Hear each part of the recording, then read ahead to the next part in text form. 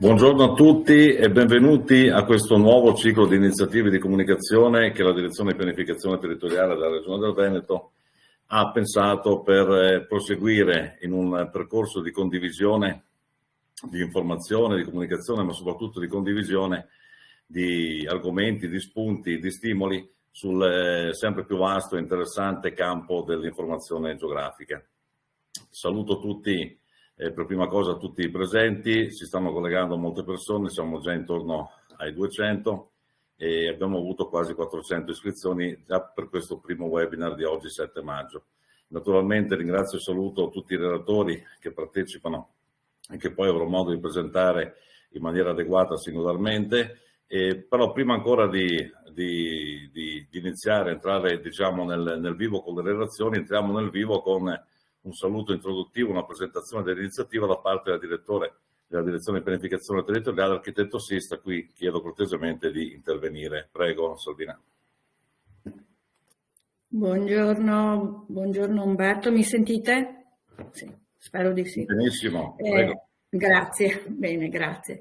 Buongiorno, con piacere faccio un po' questo, dico queste due parole di inizio webinar perché la conoscenza geografica è la base per tutte le iniziative di programmazione, di pianificazione e di monitoraggio del territorio ed è essenziale per la formulazione di adeguate politiche finalizzate a favorire lo sviluppo nel segno della sostenibilità non solo ambientale ma anche sociale ed economica della nostra regione del Veneto in particolare, ma anche in generale questo.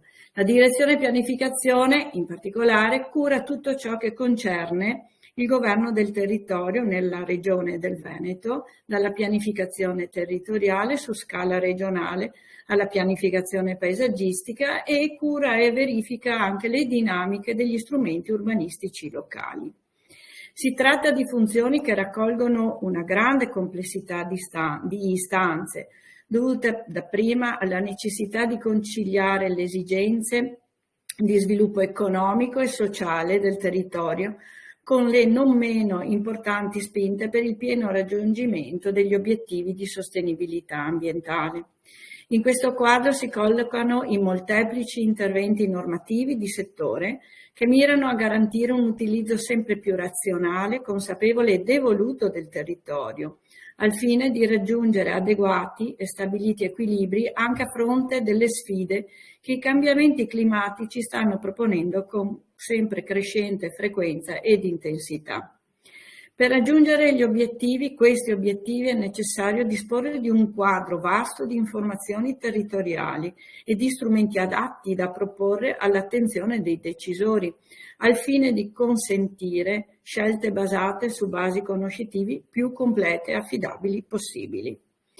Queste azioni sono direttamente esercitate dalla direzione che ho l'onere e l'onore di dirigere, cioè la Direzione Pianificazione Territoriale, attraverso le proprie competenze funzionali in tema di produzione e di gestione dei dati geografici, in ottemperanza alle normative regionali, nazionali e comunitarie, prima fra tutte la direttiva INSPIRE del 2007. Proprio da quest'ultima deriva l'infrastruttura dati territoriali della Regione del Veneto, l'acronimo è IDTRV, che costituisce la base informativa ufficiale e che si alimenta costantemente attraverso la produzione e l'acquisizione di dati geotopografici, anche mediante un articolato e fruttuoso sistema di accordi istituzionali con soggetti locali, nazionali ed internazionali. IDT permette di avere sempre una visione chiara e completa delle situazioni che costantemente si evolvono nel Veneto e soprattutto consente di avere una vera e propria visione dall'alto in grado di abbracciare non solo geograficamente l'intera complessità che i molti attori presenti nel territorio sviluppano quotidianamente. Vi sono quindi numerosi aspetti da considerare, da monitorare e in generale la qualità degli strumenti e delle scelte conseguenti è determinata dalla qualità delle informazioni e dalla velocità con cui queste si possono aggiornare e ridefinire. Per tale motivo è necessario, per poter continuare a crescere e per rendere sempre migliori i servizi alla comunità, raccogliere sfide che propongono rapidissime evoluzioni negli ambiti tecnologici e commerciali, ma anche nei sistemi di gestione delle relazioni sociali. Non si può quindi prescindere dal confronto con l'ampia platea dei soggetti interessati all'informazione geografica, anche incrementando il livello delle forme di comunicazione in termini di quantità e di qualità. Per tutti questi motivi, già nella primavera del 2021, la DPT, la Direzione Pianificazione Territoriale della Regione del Veneto, organizzò un'iniziativa di comunicazione articolata in 8 webinar dedicati a diverse tematiche di forte interesse, dalle produzioni cartografiche in base all'uso dei satelliti, dalle infrastrutture di dati condivise con gli enti locali, alle politiche di rilascio di dati e servizi. In quell'epoca la soluzione dei webinar era la sola percorribile, tutti ricordiamo infatti le limitazioni dovute alla pandemia, ma si rivelò un'operazione vincente con la partecipazione di quasi 1000 persone nell'arco degli 8 appuntamenti. Un riscontro così favorevole ha consentito alla Regione di fare tesoro non solo degli spunti proposti dai molti autorevoli relatori, ma anche dei moltissimi feedback giunti dai partecipanti e che ci aspettiamo anche per questo ciclo di webinar. In un settore a forte connotazione tecnologica, 3 anni sono però un arco temporale significativo. Tante cose sono cambiate e tante si stanno affacciando per un futuro che promette di incidere sulle nostre vite in tempi molto brevi. Occorre aggiornare le nostre conoscenze e raccogliere nuove esperienze, aprendo la discussione alle moltissime sfumature che l'intelligenza artificiale sta proponendo a livello globale ad ogni settore della società umana. Il ciclo di iniziative di comunicazione, disseminazione e condivisione che prende avvio oggi si svolgerà lungo un percorso che prevede 4 webinar in rapida successione seguiti da un evento in presenza che sarà dedicato in particolare alle infrastrutture dei dati e servizi degli enti locali e si svolgerà a settembre nella città di Treviso. Sinteticamente il programma ha la giornata odierna, il 14 maggio, il 20 maggio, il 4 giugno e il 19 settembre l'evento a Treviso. Per quanto riguarda l'oggetto di questi webinar, oggi è l'illustrazione dell'IDT della Regione del Veneto, poi avremo la ricerca applicata per l'informazione geografica, di un altro webinar lo Special Data Infrastructure per l'urbanistica e quindi il riferimento in particolare al nostro testo unico sulle leggi regionali in materia di urbanistica che è oggi in discussione in commissione consigliare per poi essere portato all'approvazione in Consiglio regionale, testo unico detto Veneto Territorio Sostenibile. Altro webinar tratterà i dati geografici verso un nuovo paradigma e poi appunto la giornata conclusiva il 19 settembre a Treviso. Io vi auguro, ringrazio i relatori, vi auguro un buon lavoro e ascolterò con interesse anch'io ovviamente le novità di quanto produce la struttura IDT. Grazie e buona giornata. Grazie Salvina per l'introduzione ricca di spunti che sicuramente verranno ripresi anche nelle relazioni seguenti e anche nel dibattito finale. Grazie per l'introduzione, ma naturalmente anche per la condivisione, per la guida in questo complicato campo che è il governo del territorio, che all'interno prevede anche la parte che curiamo più direttamente noi, che è quella appunto della implementazione e manutenzione della informazione geografica.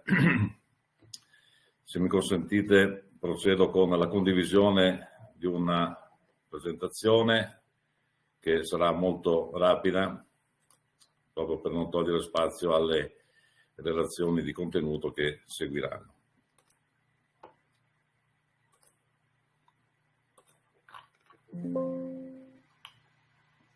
Per prima cosa vorrei appunto rubare un po' di tempo per descrivere l'intero ciclo che già prima ci ha introdotto l'architetto Siste. Oggi appunto parleremo dell'IDT e vedremo poi nel dettaglio l'articolazione della giornata.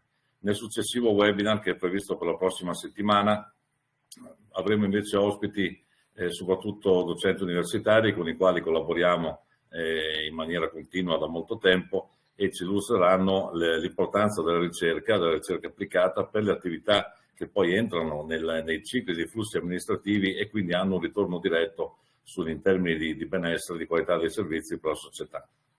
Il terzo webinar, dopo un'interruzione di una settimana dovuta alla concomitanza con lo Space Meeting che si terrà a Venezia, il 28 maggio il webinar sarà dedicato appunto al ruolo delle infrastrutture geografiche per l'urbanistica e la pianificazione, anche con un riferimento specifico alla nuova norma, come richiamava in precedenza il direttore.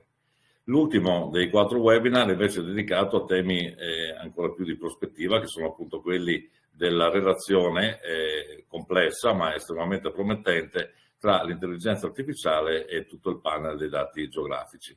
E in questo frangente avremo, ci tengo a dirlo, sia in occasione del 4 di giugno sia in occasione del 14 maggio, tra i diversi ospiti di qualità e di estremo spessore che fortunatamente hanno dato l'adesione. Voglio citare la professoressa Monica Sebillo, presidente della Federazione SITA, anche perché questo ciclo di webinar e l'evento del 19 settembre a Treviso fungono anche in qualche modo da lancio, fanno parte di un percorso di condivisione e congiunto che andrà a trovare il compimento quest'anno nel mese di dicembre tra 9 e 13 con lo svolgimento proprio della biennale conferenza SITA nella città di Padova.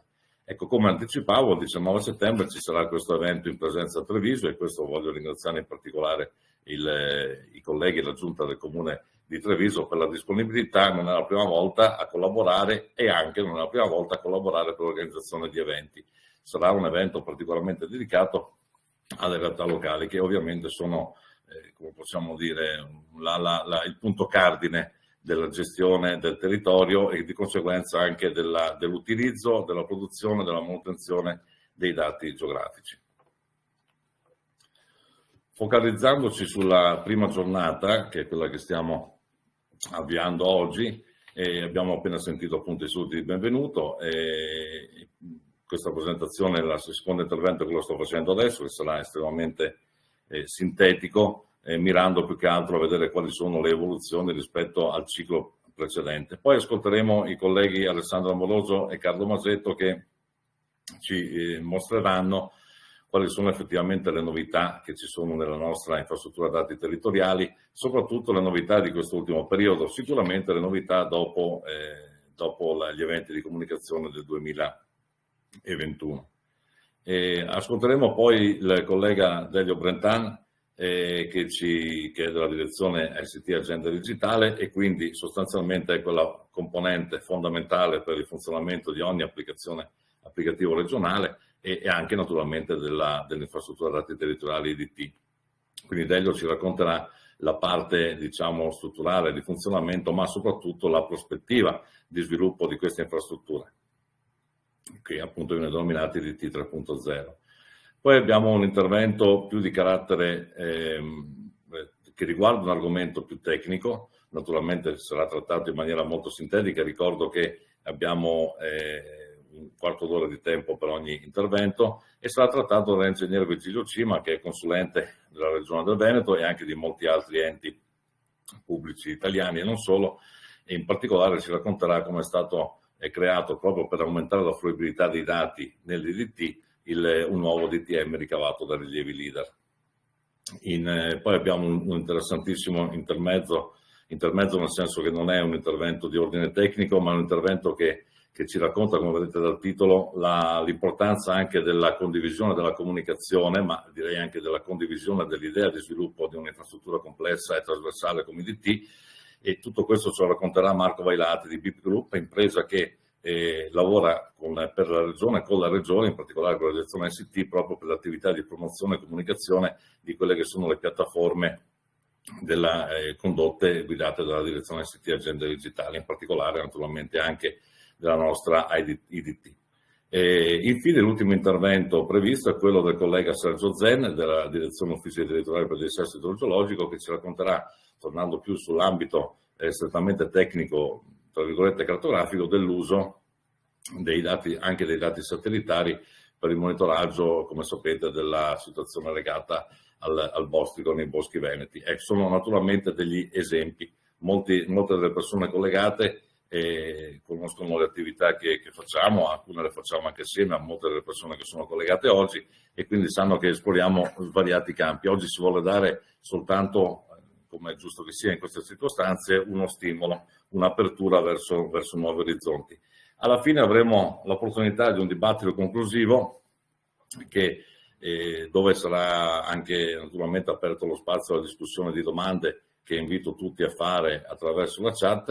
E nel dibattito conclusivo sarà animato da Sergio Farrugia e Franco Vico. Sergio Farrugia e Franco Vico, ci vorrebbe molto tempo per introdurre le loro persone. Mi veniva un po' da dire che invece che liberi professionisti potremmo definire liberi pensatori, ecco, nel campo della geoscience.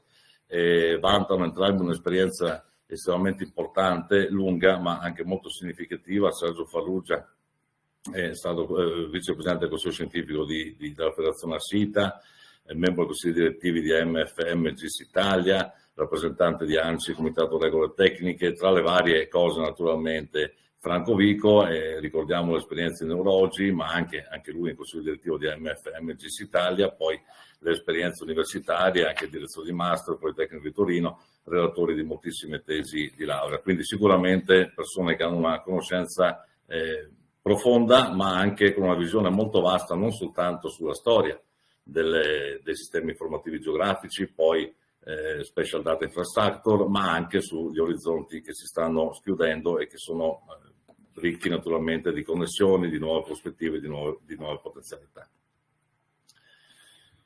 Soltanto pochissime slide per ricordarci da dove siamo partiti. Ecco, qualcuno tra voi era presente nel 2021 e in occasione del primo dei webinar io ho fatto un'introduzione proprio su cos'è una Special Data Infrastructure. E naturalmente riprendiamo soltanto pochissimi spunti da quella occasione. Qui c'è evidenziata in rosso una delle definizioni che a me piace molto, perché come vedete dice che la SDI è una serie di accordi e standard tecnologici, accordi istituzionali e politiche che consentono la scoperta e l'uso di informazioni geospaziali da parte degli utenti. Fin qui è una definizione standard, però poi l'ultima parte è interessante perché dice per scopi diversi da quelli per cui è stata creata, e questa è un po' la sfida. Chi era presente ricorderà anche questa slide non particolarmente elegante, ma che cercava tentativamente di sintetizzare l'enorme evoluzione che c'è stata nel campo della cartografia, dell'informazione geografica nella storia dell'umanità. Come vedete è diviso in tre colonne, no? Metodi di acquisizione dei dati, strategie di gestione dei dati e utilizzatori, cioè quelli che sono effettivamente i bisogni. Senza andare nel dettaglio, ma in buona sostanza l'evoluzione è quella che ci ha portati ad avere sempre più un utilizzo diffuso. L'ultima riga era quella con cui si concludeva la presentazione dell'altra volta, quindi 3 anni fa, e appunto i nuovi orizzonti, quindi reti di connessione sempre più forti, anche potenzialmente con situazioni di streaming e quindi di real time, e con una struttura di gestione nelle quali entrerà sempre di più l'uso dell'intelligenza artificiale, ma soprattutto la cosa che a noi interessa evidenziare è che i fruitori diventano tutti, cioè andiamo verso una realtà dove l'organizzazione dei dati geografici interesserà sempre più ambiti, sempre più soggetti, sempre più destinatari. Potremmo fare numerosissimi esempi in questo caso, ma penso che a tutti voi siano noti. Non parliamo naturalmente soltanto della cosiddetta cartografia ufficiale, che pure riveste la sua enorme importanza. Ovviamente per noi è evidente che questa è la nostra mission principale, però non possiamo negare che la quantità di sensoristiche che forniscono, che restituiscono dati geografici sul territorio siano in questo momento tantissime, quindi riguardano tutti i campi applicativi anche della pubblica amministrazione. Un paio di slide per vedere cosa è successo rispetto al 21, qui abbiamo un elenco non completo, mi scuseranno i colleghi Carlo Masetto, Alessandro Amoroso e Delio Brentani, i colleghi dell'ST, perché non mi sono aggiornato, ma questi sono alcuni geoportali, sono comunque parecchi, sono stati realizzati tra il 2022 e il 2023 e l'inizio del 2024. La cosa interessante non è tanto il numero in sé, quanto il fatto che intercettano esigenze di diverse strutture, molte strutture, quindi IDT si è ampliato moltissimo nella sua mission principale, che è quella appunto legata alla trasversalità, al fine di mettere in un comune contenitore attivo tutte le informazioni geografiche della regione. Diciamo che l'obiettivo per noi sarebbe quello di avere, ad esempio, tutti i piani prodotti dalla regione all'interno dell'infrastruttura dati territoriali. È molto importante il fatto dell'apertura verso altre strutture, perché non si tratta di un semplice riempimento di dati di altri. Tutti questi portali sono stati realizzati assieme alle strutture che hanno la titolarità di queste funzioni. E questa è una cosa estremamente importante, perché garantisce una dinamica virtuosa che consente anche poi la continua implementazione, manutenzione e miglioramento di questi dati, proprio per la condivisione della creazione di un sistema. Alcuni numeri su IDT, questo naturalmente ci teniamo perché sono numeri estremamente validi, e vedete il numero di richieste, quindi siamo agli accessi generali, il download. Questo sono dati dal 1 maggio del 23 al 30 aprile del 24, abbiamo quasi 1 milione di download. Per download si intende naturalmente download statici o richiami di servizi. Questa è una parte invece suddivisa per settori. Abbiamo chiaramente il portale della caccia, che anche per ragioni legate all'applicazione normativa ha una fruizione molto elevata. Quello che vedete chiamato come visualizzatore, in realtà è un visualizzatore cartografico, quindi con i dati diciamo di base più storici, come l'RCTR, i database topografici, l'aerofototeca, la carta ittica, che ha a sua volta una valenza similare a quella che abbiamo visto per la caccia, PTRG vigente, carta copertura suolo, progetto toponomastica e via a scorrere molti altri. Invece questo riguarda il tipo di download, quindi download, come accennavamo prima, e non l'accesso ai portali. Nonostante la grande apertura verso ambiti tematici differenti, rimane ovviamente la carta tecnica il principale elemento scaricato. Ecco, qui purtroppo dobbiamo evidenziare come auspichiamo in un futuro quanto più possibile vicino un ritorno a adeguati investimenti per la manutenzione e produzione della carta tecnica, perché sapete questi ultimi anni non sono stati particolarmente floridi per questo tipo di attività, nonostante, come si può vedere, l'ordine di grandezza addirittura superiore a quello che altro download. Quindi la carta tecnica, che è la carta ufficiale per la Regione del Veneto, ovviamente è l'elemento di maggiore interesse per l'utenza. Poi abbiamo i DTM, ad esempio modelli digitali molto, molto importanti, quello conoscitivo, e avanti di questo passo. Ecco, tornando un po' al collegamento con l'iniziativa del 21, questa era la slide conclusiva all'epoca del 21. E siccome abbiamo visto che la nuova logica di gestione dei dati geografici, no? Il nuovo sistema infrastrutturale che va anche oltre l'SDI, come ci racconteranno poi Sergio Farrugia e Franco Vico, abbiamo visto che questa dimensione interessa tutti gli ambiti, tutti gli utenti, tutti i bisogni. Quindi chiaramente è necessario che anche noi che ci occupiamo di questo ci apriamo il più possibile verso il territorio per avere dei ritorni, degli stimoli, delle indicazioni, delle linee guida. Il sistema va costruito quindi assieme, come abbiamo visto prima, anche per ogni singolo geoportale dell'infrastruttura dati. Oltre a individuare i fruttori e i loro bisogni, cosa che dovrebbe essere già assodata, no? È chiara a chi fa questo mestiere, anche se in realtà spesso non è così e si incorre nel terribile errore di fare, come si diceva una volta, fare la carta per la carta, no?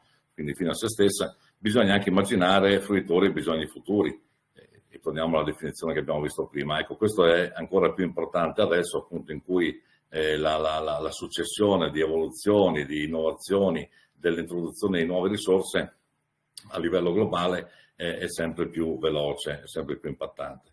Questa è la slide conclusiva in cui cito naturalmente lo staff d'ufficio che si occupa di queste tematiche e che ringrazio in modo particolare per lo sforzo quotidiano nelle attività funzionali che abbiamo in capo, ma anche per lo sforzo supplementare per l'organizzazione di questi eventi che sono di enorme soddisfazione ma anche molto impegnativi. Consentitemi solo un momento di ritornare alla visualizzazione normale. Eccoci. E sperando di non avervi annoiato subito in partenza con questo richiamo a quanto a dove eravamo rimasti, diciamo, ecco, nel 2021, passerei ora la parola proprio ai colleghi che direttamente si occupano, che più direttamente si occupano di DDT, quindi prima la dottoressa Alessandra Amoroso, poi l'ingegner Carlo Masetto, che ci mostreranno in modo particolare alcune di queste novità di contenuto che abbiamo prima visto molto velocemente in elenco, ma anche alcune novità funzionali dell'infrastruttura dati territoriali. Ecco, io rinnovo l'invito, due cose voglio aggiungere Alessandra prima di lasciarti naturalmente la parola. La prima è che poi nel corso del webinar vi saranno date anche indicazioni come dire, operative, no? Parlo ad esempio dei crediti per gli ordini professionali e quant'altro, quindi ci saranno delle indicazioni un po' più avanti durante uno dei passaggi tra un relatore e l'altro. E la seconda cosa, invito tutte le persone collegate, che credo abbiano superato insomma anche i 250, a porre questioni, a fare domande, a fare proposte nella chat, anche cose non solo di massimi sistemi, anche osservazioni appunto sui DT, proposte, suggerimenti, perché è per noi indispensabile muoverci nella direzione giusta e non sprecare energie in cose che poi non sono utili o che non trovano l'adeguato a favore da parte dell'utenza. Grazie a tutti, prego Alessandra, a te. Buongiorno a tutti, vi parlo, condivido un attimo lo schermo.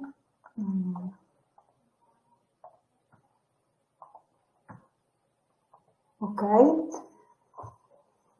vi parlo dell'IDT, dell'infrastruttura dati della Regione del Veneto, che racchiude tutti i dati territoriali e ambientali appunto della Regione e ad accesso libero. Vi spiego un attimo le funzionalità principali, molti la conosceranno già, sarà un ripasso per loro.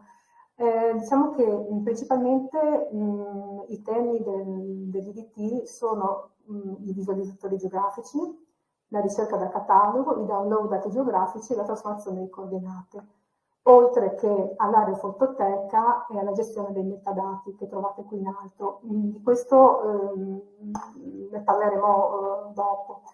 I visualizzatori geografici ve li elencherà, ve li spiegherà il mio collega l'ingegner Masetto, che parlerà dopo di me. Io vi mostro un attimo come funziona la ricerca da catalogo e download dei dati geografici. Allora, in ricerca da catalogo basta inserire una parola chiave per trovare tutti i dati che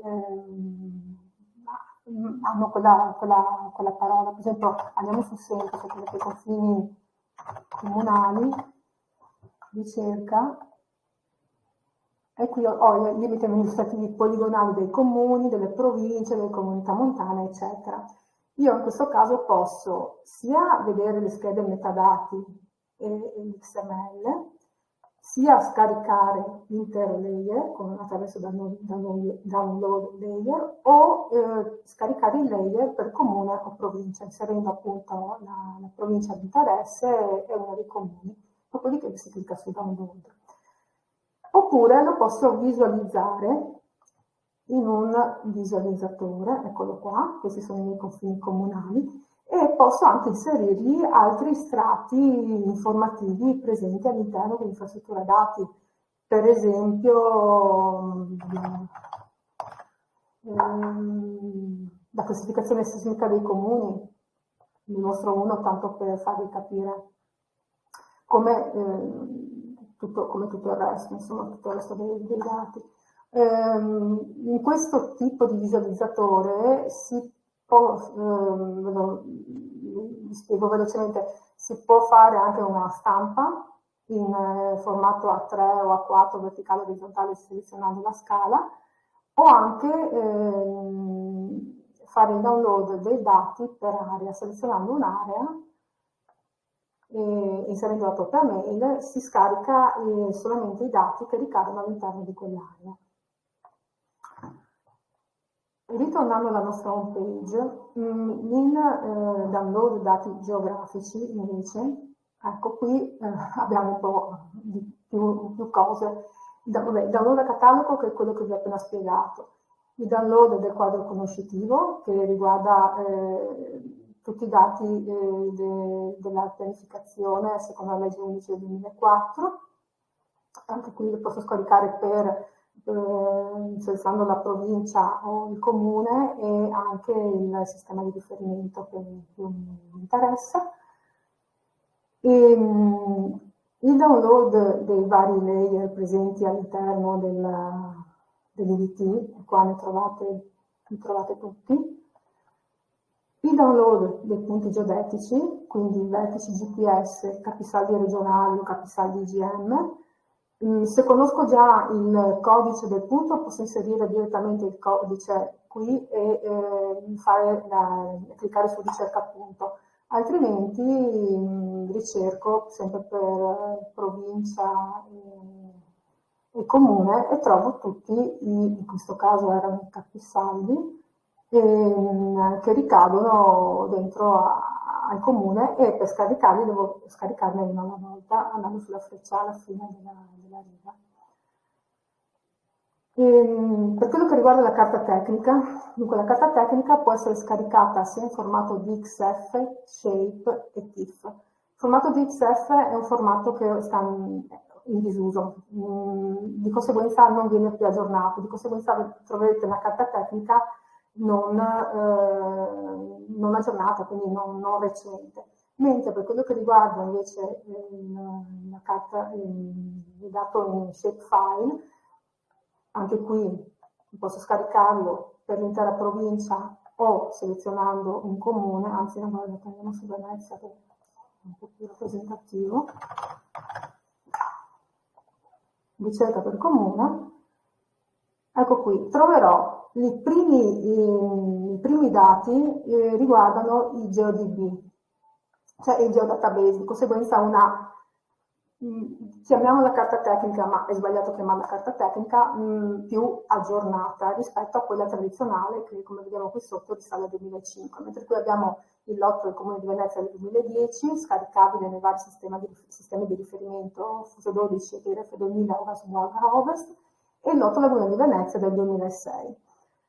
Questi GeoDB, a causa della pesantezza del dato, sono stati suddivisi in elementi puntuali, lineari e reali, di conseguenza dovrete scaricare tutti e tre i tipi di dato, e vi consiglio anche di scaricare la documentazione del lotto, perché i GeoDB sono stati fatti in anni diversi e hanno delle specifiche diverse fra loro, non diversissime, però in qualcosa possono differenziarsi, quindi vi consiglio comunque di scaricare ogni volta che vi interessa un GeoDB, di scaricare anche la documentazione del lotto.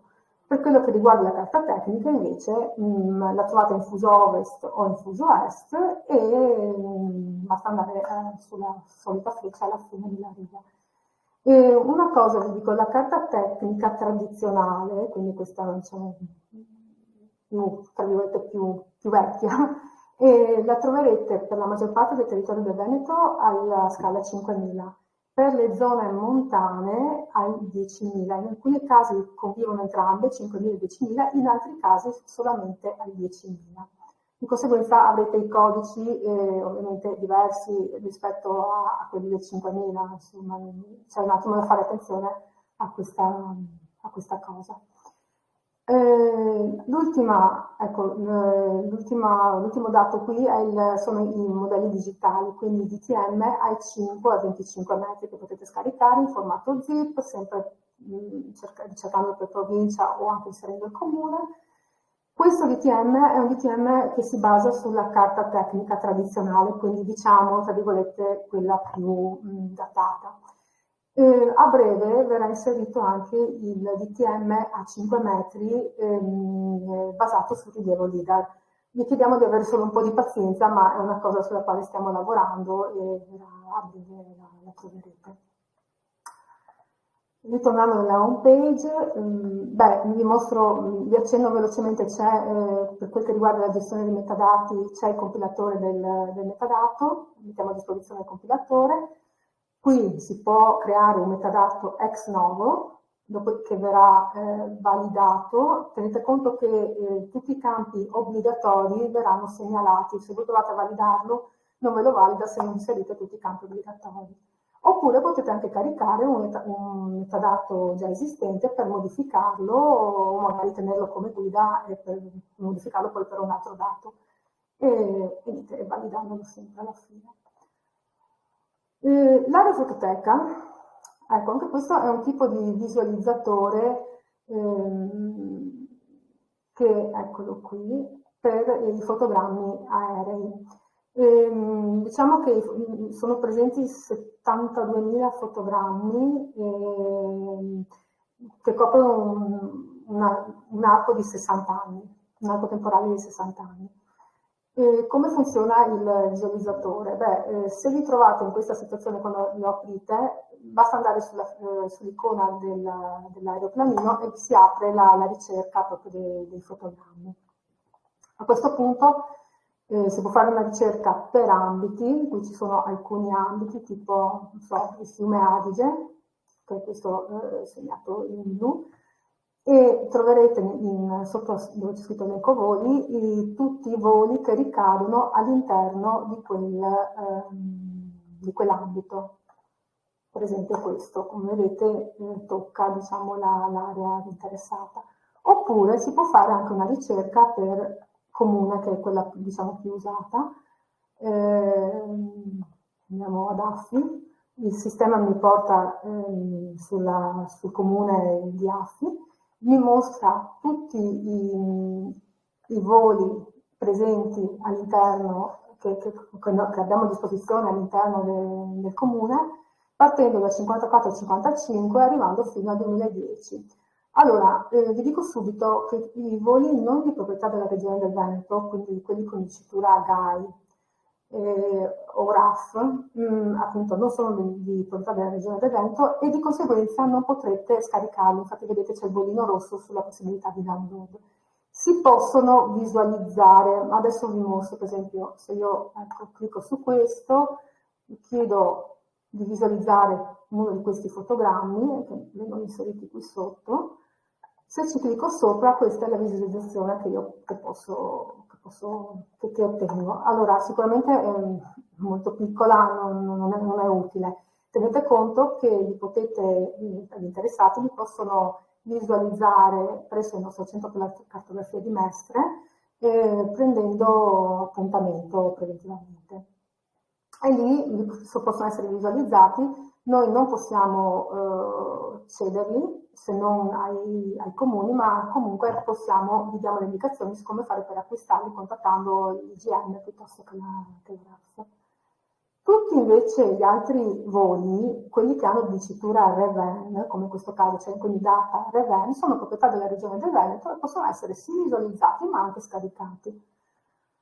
Ora, per esempio, mi interessa un edificio che ricade in via Belvedere, questo edificio qui, ci clicco sopra, il sistema mi evidenzia tutti i fotogrammi che ricadono sopra quel punto, vengono elencati qui sotto, vedete come mi sposto, vengono selezionati in maniera diversa in mappa, e li posso, cliccandoci sopra li visualizzo, però cliccando sul più alla fine del nome del fotogramma li inserisco nel carrello, quindi qui sotto, e dopo vado sul pulsante scarica per scaricarli. Posso inserirne massimo 50 o massimo 1 giga di peso. Ok, mi sembra che la fototeca di avervi detto tutto. Qui sotto, vabbè, ma questo ve lo spiegherà il collega. I visualizzatori possono cambiare le mappe di base, come carta tecnica, ortofoto, eccetera, ma lo spiegherà il collega ingegnere Masetto quando vi parlerà dei visualizzatori in generale. D'accordo, ultima cosa che volevo un attimo mostrarvi e questo è mirato principalmente per i comuni, il portale della toponomastica. Allora, il portale della toponomastica è un progetto congiunto tra la Regione Veneto, nato come progetto congiunto tra la Regione Veneto e IGM, per uniformare la toponomastica secondo la DGR del 27 novembre del 2011, scusate. C'è da dire che è stato prima fatto una verifica dell'anonimizzazione del dato, e quindi c'è stato un lavoro pesante dietro, e una seconda fase dove è stato chiesto ai comuni tramite una mail che è stata inviata verso la fine di settembre del 2021 a tutti i comuni, è stato appunto chiesto di verificare e di aggiornare il dato all'interno che troverete adesso, vi mostro un attimo, all'interno del WebGIS. Qui sotto trovate anche il webinar che è stato fatto appositamente per questo tipo di visualizzatore, e quindi viene spiegato come funziona l'aggiornamento della toponomastica. Io vi mostro velocemente, per esempio, Treviso, anzi andiamo su Padova, carico i toponimi di Cittadella.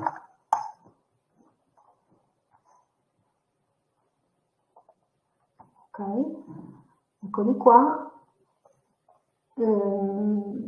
Posso metto anche i limiti amministrativi così so fino a dove arriva in comune, ma insomma. Questi toponimi possono essere, una volta aperta la tabella degli attributi, ecco qua, possono essere modificati, quindi spostati o cambiato semplicemente il nome, inseriti di nuovi o anche eliminati.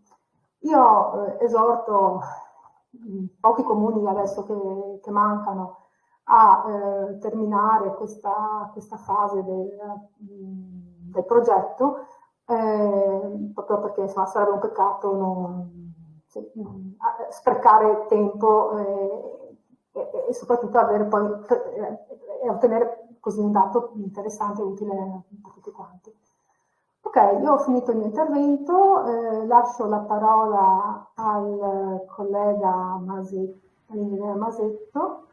Sì, Ale, scusami, grazie intanto per l'intervento, anche per il richiamo alla faccenda della toponomastica, progetto di estrema importanza. Invitiamo i comuni a contattarci. Peraltro, Sì. abbiamo appena messo in chat anche l'indirizzo di contatto per la mia presentazione, che è idt @regione.veneto.it, per qualunque domanda, anche dopo la conclusione del webinar. Ci sono anche altre domande già interessanti in chat, ma ne parleremo naturalmente alla fine.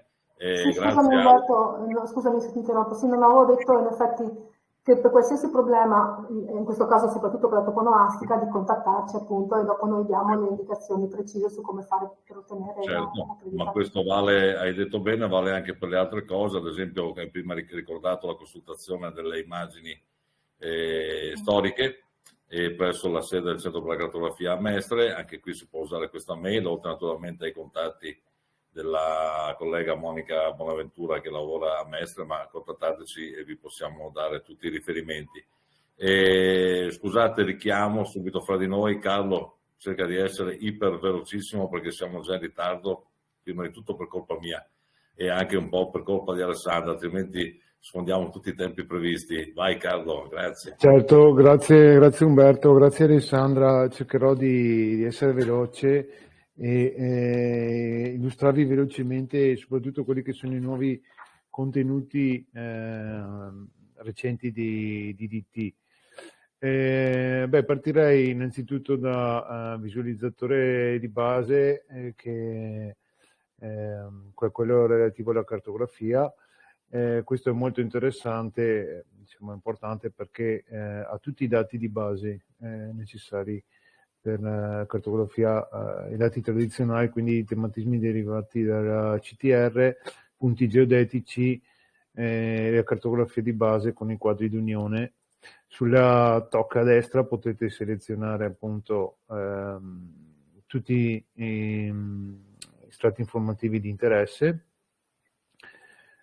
semplicemente cliccando sul riquadro a fianco. Una cosa che può essere interessante, ad esempio se io voglio scaricarmi dei dati relativi a vertici GPS regionali, c'è il pulsantino a sinistra download dati statici.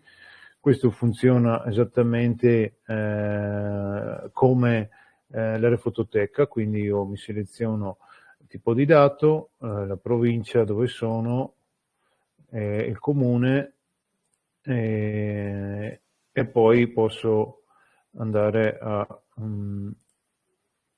aspetta, vediamo, ho beccato un comune senza posso andare a selezionarmi appunto. Carlo, scusa, non hai condiviso Sì. la presentazione, scusami. Scusami, pardon. Ecco qua. Si vede adesso? Si vede lo schermo tuo condiviso, ma non la presentazione. Perfetto, eccoli qua, scusate. Appunto, comunque, riprendo velocemente. Nel pulsante download dati statici è possibile selezionare i layer di interesse per provincia comune e poi selezionare, premendo aggiungi al carrello, posso selezionarmi tutti i dati di interesse e fare scarica. Questa è una delle funzionalità di base del visualizzatore cartografico. Appunto, gli altri layer sono tutti quelli di base della cartografia, richiamando quindi anche carta tecnica regionale, gli edifici del Veneto, capisaldi e quant'altro. Passando velocemente a altri WebGIS interessanti che sono stati realizzati di recente, c'è sicuramente quello della Natura 2000, WebGIS dedicato ai siti Natura 2000, molto interessante, in cui sono riportati tutti i perimetri delle ZPS e delle ZSC, quindi zone speciali di conservazione e zone di protezione speciale, e usando il pulsante interco elementi layer è possibile velocemente visualizzare intanto l'identificativo della zona ZPS e attivare anche il corrispondente tematismo degli habitat. Ad esempio qui adesso ho preso il massiccio del Grappa, che è l'IT 3230022, e qui cliccando, spuntando sul riquadro, posso vedere il dettaglio degli habitat che comparirà sia nel riquadro delle informazioni elementi, ma anche posso caricare la tabella attributi e troverò i riferimenti dei codici degli habitat, quelli dell'allegato 1 direttiva 9243 CE. E un'altra cosa che può essere sicuramente utile per i professionisti, è possibile fare l'upload di un layer in formato KML o JSON. In questo caso, ad esempio, andiamo a prendere un'area, un layer campione, lo selezioniamo cercando il file, diamo un nome e lo carichiamo. Adesso si è caricato e adesso bisognerebbe portarlo su, ma senza perdere tempo. Comunque è possibile quindi avere immediatamente dal punto di vista visivo un incrocio fra i dati di interesse e i tematismi del layer. Poi un altro visualizzatore molto interessante è quello dedicato alle specie esotiche invasive, che anche questo è realizzato in stretta collaborazione con la direzione che è competenza di gestione di questa problematica, e praticamente c'è la mappatura di tutte le specie che sono una minaccia per l'ecosistema, per l'ecosistema regionale nei vari habitat. Molto semplice, sono indicati dei punti con l'indicazione della localizzazione, dato che deriva da varie fonti di osservazione della fauna, con l'indicazione appunto della specie aliena che può minacciare l'ecosistema.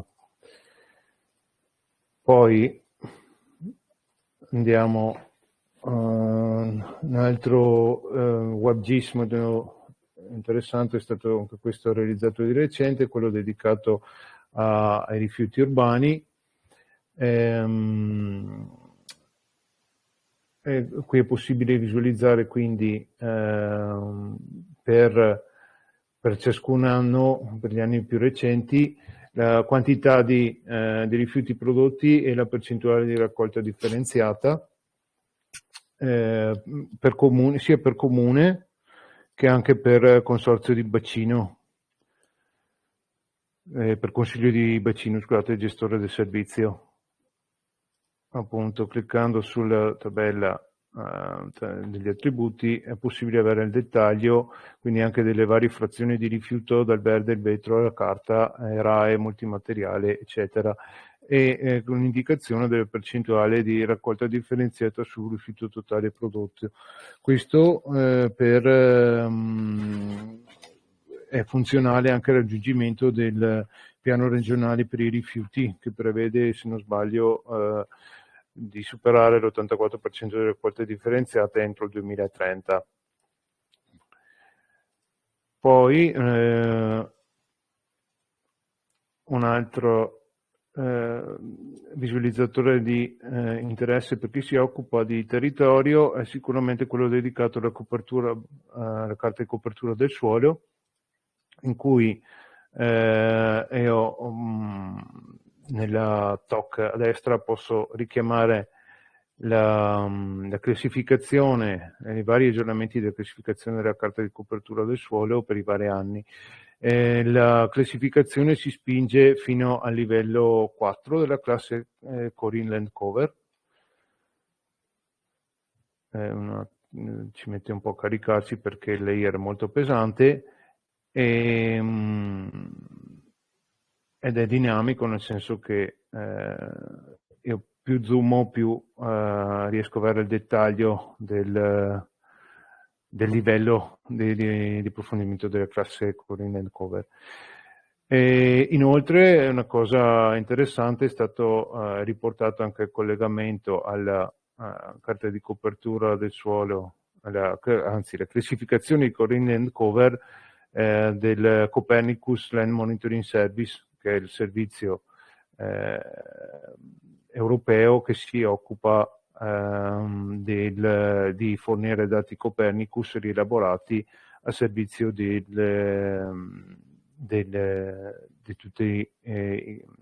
tutte le amministrazioni locali europee, insomma.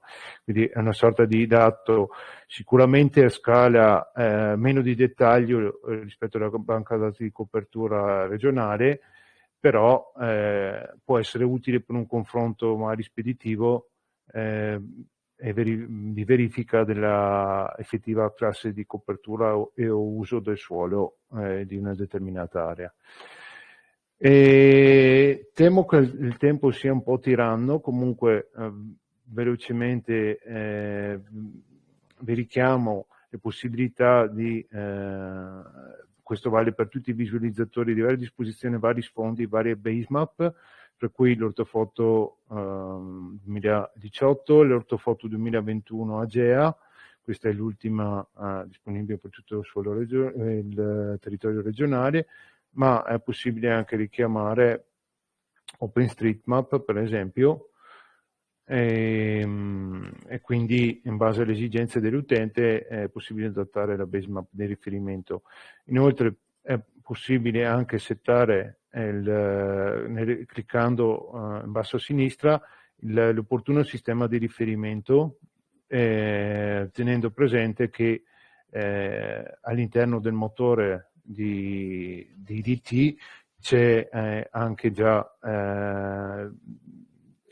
ci sono i grigliati, quindi tutte le conversioni che vengono fatte in maniera rigorosa, quindi senza timore di introdurre dell'errore di rappresentazione cartografica che quando ad esempio si fanno le conversioni al volo tramite qualsiasi software GIS possono avvenire.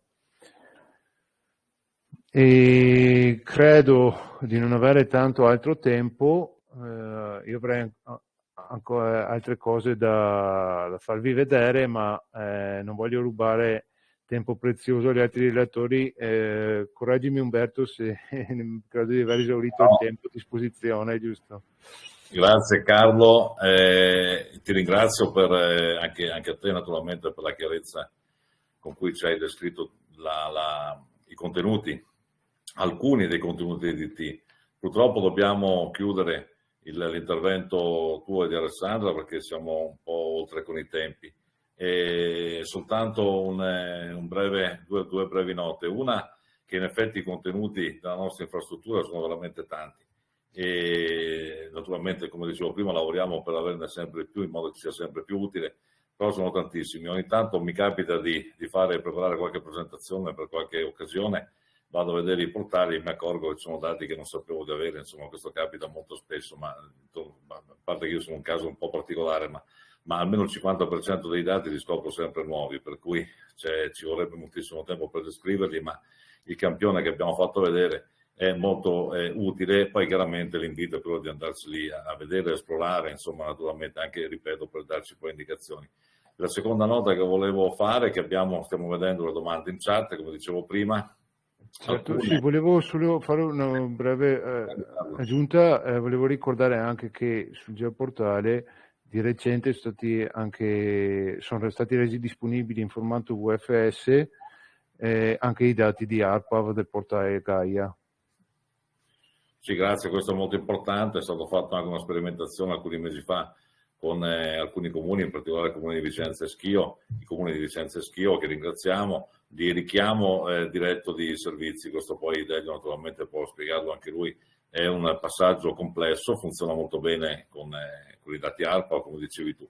No, la nota d'ordine che volevo dire era questa, prima della parola a Delio, che abbiamo visto le domande, stiamo prendendo nota delle domande, alcune sono di ordine più generale, ne parleremo alla fine, alcune sono molto rapide, risponderò io al prossimo passaggio tra un relatore e l'altro in maniera molto breve, direttamente qui. Chiedo adesso al collega e amico Delio Brentan di parlarci appunto di quale sarà il percorso verso IDT 3.0. Prego Delio. Sì, buongiorno a tutti, grazie Umberto, dimmi solo se vedi lo schermo.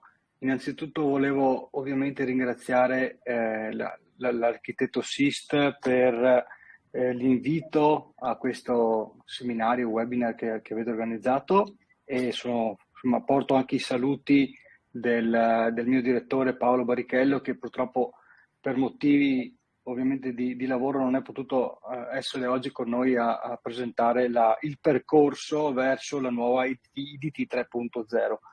Questo è il titolo del mio intervento, sarà molto breve perché siamo, come hai detto tu, un po' in ritardo sulla tabella di marcia, quindi comincio subito. Ci vedo tutto, Delio, vai tranquillo.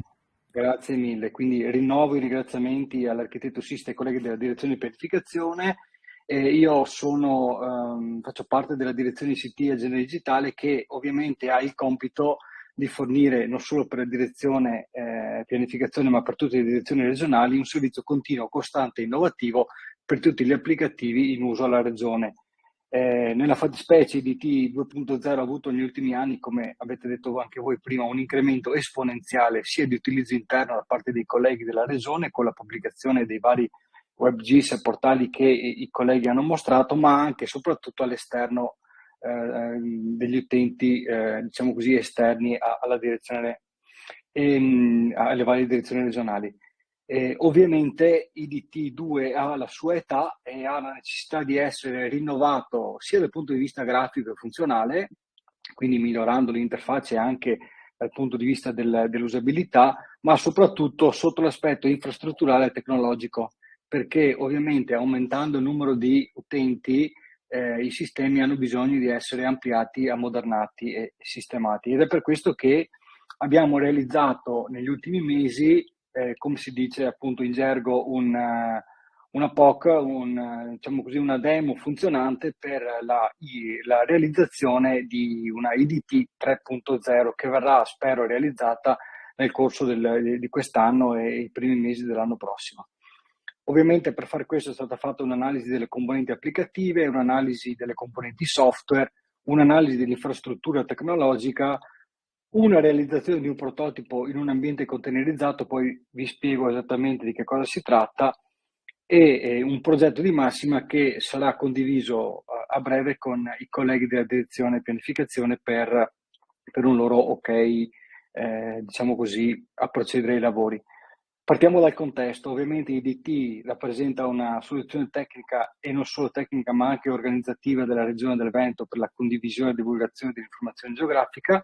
Abbiamo visto appunto la condivisione e il coinvolgimento delle varie direzioni regionali per la pubblicazione dei propri dati geografici. Questo va ovviamente aggiornato sia dal punto di vista architetturale e soprattutto da parte delle componenti di back-end attualmente utilizzate. Ricordo che l'infrastruttura IDT utilizza tutte componenti open source, anche il riuso per quanto riguarda la parte di metadati dei componenti che ci ha rilasciato Agid, e appunto è stata realizzata una POC per capire bene come poter rispondere alle esigenze sempre più diciamo così, evidenti e impellenti che sia le direzioni regionali ma soprattutto i cittadini ci chiedono. Parentesi, siete tutti abituati a utilizzare per vari scopi i vari sistemi tipo Google Map, Apple Map o altre cose. Ecco, questi sistemi ovviamente non hanno al loro interno dei dati ufficiali come quelli che ha il nostro portale, però hanno una velocità di fruizione e di utilizzo che è quella per cui anche noi tentiamo e tendiamo ad arrivare, per ovviamente avere massima efficienza dei servizi offerti a tutti gli enti locali, ma anche alle direzioni della regione. Quindi abbiamo fatto un'analisi semplicemente di tutte le componenti che appartengono ai DT, tra cui per primo il GeoServer, che è il motore spaziale, ma anche il GeoWebCache che serve per diciamo così, velocizzare le immagini che vedevamo prima di sfondo che ci mostrava il collega Ingegner Masetto, migliorare ovviamente lo svecchiamento e migliorare la UX UI, cioè che l'interfaccia utente che attualmente è un po' diciamo così datata, ma ovviamente stiamo provvedendo a realizzare dei mock-up, delle demo per aggiornare anche questa parte, e poi soprattutto la parte di componentistica infrastrutturale che è il back-end che l'utente non vede ma che è quello che fa funzionare l'IDT. Abbiamo fatto 2 tipi di test, poi ve li mostro velocemente, che è quello di realizzare o delle macchine virtuali o dei container basati sul sistema Kubernetes per verificare quale sia la soluzione migliore per la nuova infrastruttura dati. È un'idea, appunto una POC. Abbiamo fatto anche dei diciamo così, sondaggi in giro per le altre regioni e è una cosa molto nuova l'utilizzo di container per quanto riguarda le infrastrutture di tipo geografico. Attualmente quasi tutte le infrastrutture si basano su server fisici o macchine virtuali in un'architettura tradizionale. Andando su un'architettura di tipo containerizzato stiamo cercando di portare anche un'innovazione su questo, una sfida. Diciamo così, la differenza è sostanzialmente, poi ovviamente le diapositive rimangono agli atti, la differenza è che dal punto di vista della containerizzazione è come avere tutti dei piccoli contenitori dove può essere replicata infinite volte l'infrastruttura dati stessa, quindi non c'è più un'architettura fisica di appoggio che deve rispondere a determinate esigenze, ma possono essere, ovviamente sulla stessa infrastruttura fisica, possono essere realizzati dei vari container che possono aumentare il loro numero per diciamo così, ottimizzare l'utilizzo della IDT e quindi aumentare e scalare sempre di più in base alle esigenze. È come dire, aumento sempre di più le mie disponibilità di RAM, CPU, memoria e quant'altro per venire incontro al numero maggiore di utenti che crescono. Ovviamente questo porterà a migliori prestazioni delle risorse, a un'agilità anche nello sviluppo e nella distribuzione delle varie applicazioni. Se devo fare delle modifiche, queste vengono fatte in maniera più agile e continua senza l'interruzione di servizio da parte dell'IDT 3.0, della futura IDT 3.0. Ovviamente ci favorisce anche noi della direzione ICT per quanto riguarda test di sviluppo, rilascio in continuo o diciamo così rollback in caso di problematiche sui rilasci. Ovviamente c'è anche qui una coerenza, adesso questi sono termini molto tecnici, tra gli ambienti di sviluppo e produzione, cioè i due ambienti vengono mantenuti sempre e costantemente allineati. Anche qui, paradigma del cloud, con la nuova infrastruttura potremo anche decidere di andare sul cloud e quindi staccarsi completamente dall'infrastruttura fisica e andare su cloud certificati ACN, tipo Amazon o Google, per fare alcuni nomi, e anche questo entrare in un'architettura a microservizi. Cosa vuol dire? Vuol dire che verranno costruiti tutti dei servizi indipendenti da loro, in modo che se deve essere aggiornato o ammodernato un singolo componente non serve cambiare tutta la logica dell'infrastruttura, e questo porta a un minor costo successivo sugli aggiornamenti. Qui vado veloce, diciamo così, nella demo che abbiamo realizzato abbiamo fatto anche un sorta di Gantt che ci porta a dire che il tempo di realizzazione della nuova infrastruttura sarà di circa 12 mesi. Questo collegato anche alla nuova infrastruttura che stiamo realizzando parallelamente a IDT 3.0, che è Veneto Data Platform. Se qui collegati ci sono anche dei comuni afferenti al territorio regionale, magari hanno già sentito parlare della VDP. La Veneto Data Platform è una sorta di mega architettura messa a disposizione sia delle direzioni regionali che dei vari comuni, per aumentare le potenzialità non solo dal punto di vista geografico, e qui si occuperà appunto la IDT, ma diciamo così anche a tutti gli altri livelli di dati, per poter effettuare delle analisi di livello multispaziale e multitemporale, e quindi accelerare i processi decisionali e amministrativi, ridurre la burocrazia e dare dei servizi a valore aggiunto anche ai cittadini. Qui c'è uno schema di massima della VDP, quindi di Veneto Data Platform, e componente principale sarà anche appunto la nuova IDT. Veneto Data Platform può tranquillamente trattare anche big data, dati diciamo così attraverso data lake, questi dati enormi che vengono ormai distribuiti anche a livello europeo e diciamo così nazionale da vari servizi. Ovviamente il cittadino al centro dell'attenzione, ma poi ci saranno dei operatori sia a livello comunale ma anche a livello regionale che andranno a realizzare dei singoli portali tematici, ovviamente, per mettere a disposizione del cittadino tutte le fonti informative regionali ma anche locali.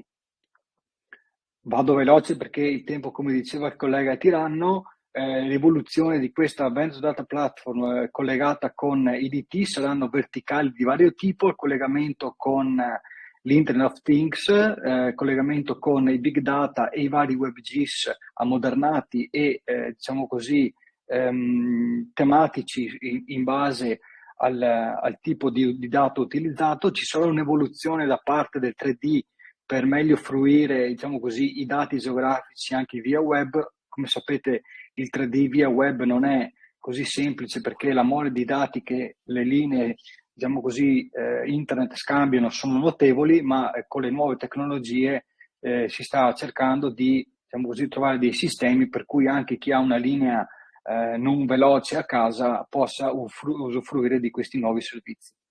Qui vado veloce, non mi soffermo, sono le principali componenti della Veneto Data Platform. Ovviamente molto importante, mi soffermo sul Data Authority, perché sono componente volte a indicizzare, coordinare e gestire i dati in termini di qualità, sicurezza e certificazione. Ogni ente che produce i propri dati deve certificarli, deve garantire l'aggiornamento continuo del dato e soprattutto deve mettere a disposizione i metadati che, diciamo così, sono una sorta di carta d'identità del dato e che mi certificano la data di emissione, l'ente certificatore, eccetera, eccetera.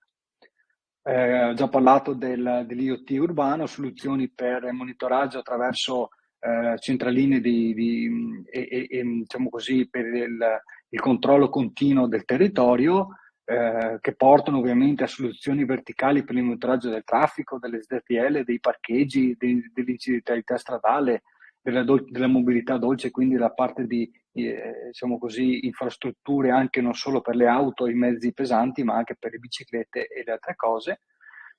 C'è sicuramente una componente di data visualization di cui IDT 3.0 fa la parte da leone, perché mette a disposizione tutta una serie di dati geografici anche collegati con i servizi di ARPAV e degli altri enti strumentali della regione, una parte di data analytics per, diciamo così, analizzare l'enorme mole di dati che verrà inserita all'interno di questa piattaforma, tra cui anche, qui passiamo all'ultimo argomento, i dati che possono arrivare da parte sanità, ambiente e salute. E qui andiamo a, diciamo così, tra virgolette, spoilerare un nuovo progetto che è appena partito in regione, che è il sistema SRPS, il sistema regionale di prevenzione della salute, che si collega sia attraverso Veneto Data Platform che IDT, per cercare di realizzare un sistema unico regionale, diciamo così, a 360 gradi, che contenga sia elementi ambientali, ma anche elementi che riguardano la salute e l'ambiente che ci circonda. Per mettere a disposizione poi dei decisori un sistema unico che fa da collettore a tutti i dati prodotti, diciamo così, dai vari enti, tra cui ARPAV, l'Istituto Profilattico delle Tre Venezie, Veneto Agricoltura, Veneto Innovazione, tutti gli enti strumentali della regione che possono fornire dati utili a affrontare emergenze, ma anche in tempo di pace analizzare fenomeni, diciamo così, ambientali di vario tipo.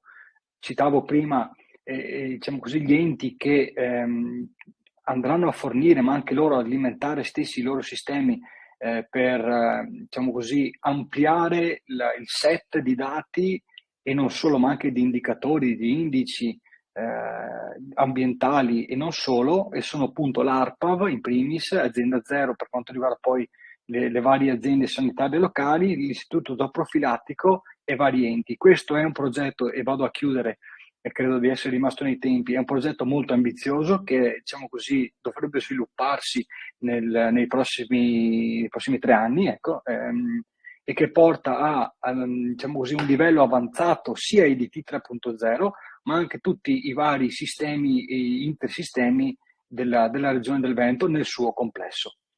Io continuo a ringraziarvi per l'attenzione e ringrazio di nuovo Umberto Trivellone, a cui lascio la parola, e poi siamo, diciamo, a disposizione per eventuali domande.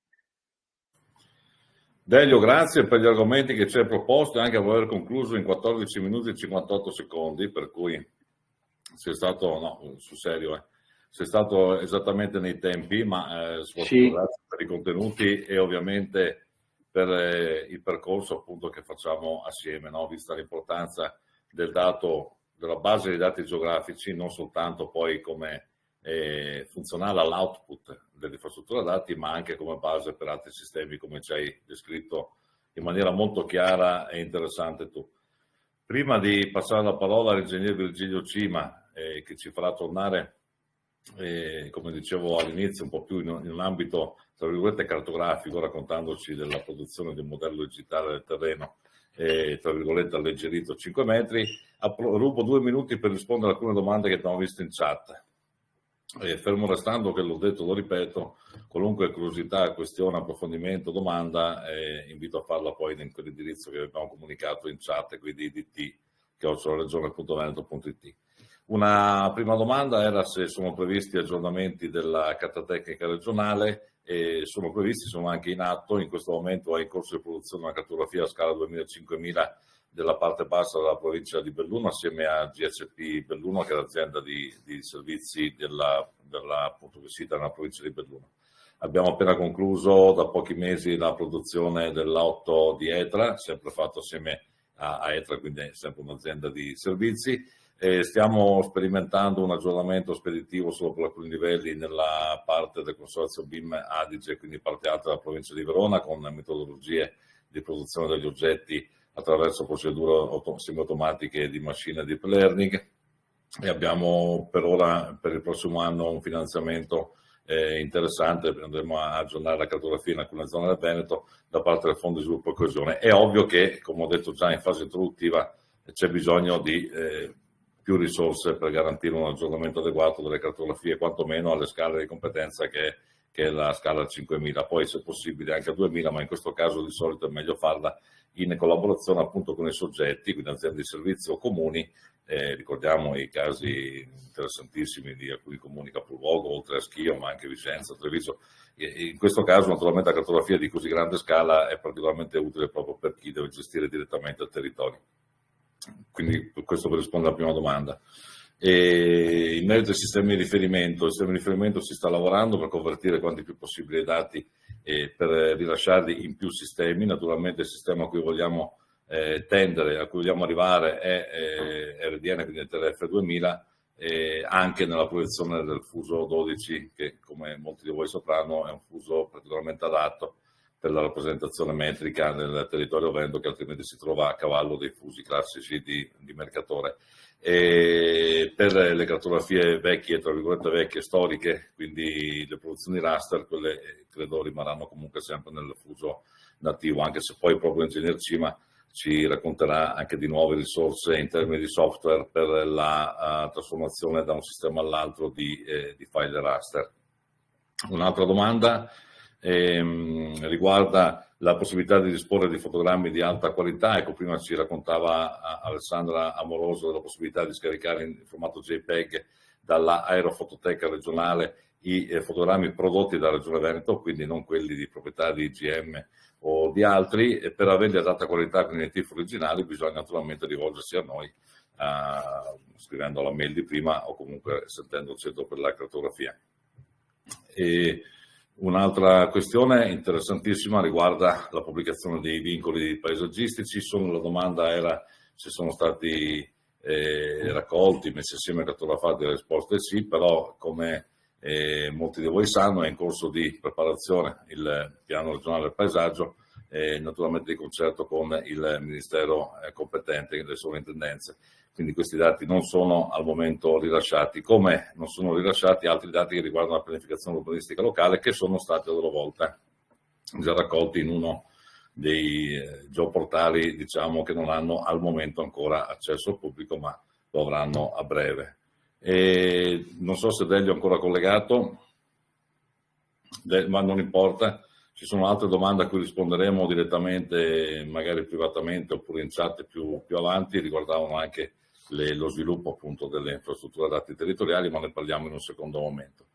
Non ne ricordo al momento altre questioni, se ci sono, ripeto, non esitate a farle anche in chat immediatamente, e passo la parola con molto piacere all'amico e collega ingegner Cima, che ci racconterà appunto della produzione di questo modello digitale del terreno ricavato da dati LIDAR. Prego Virgilio.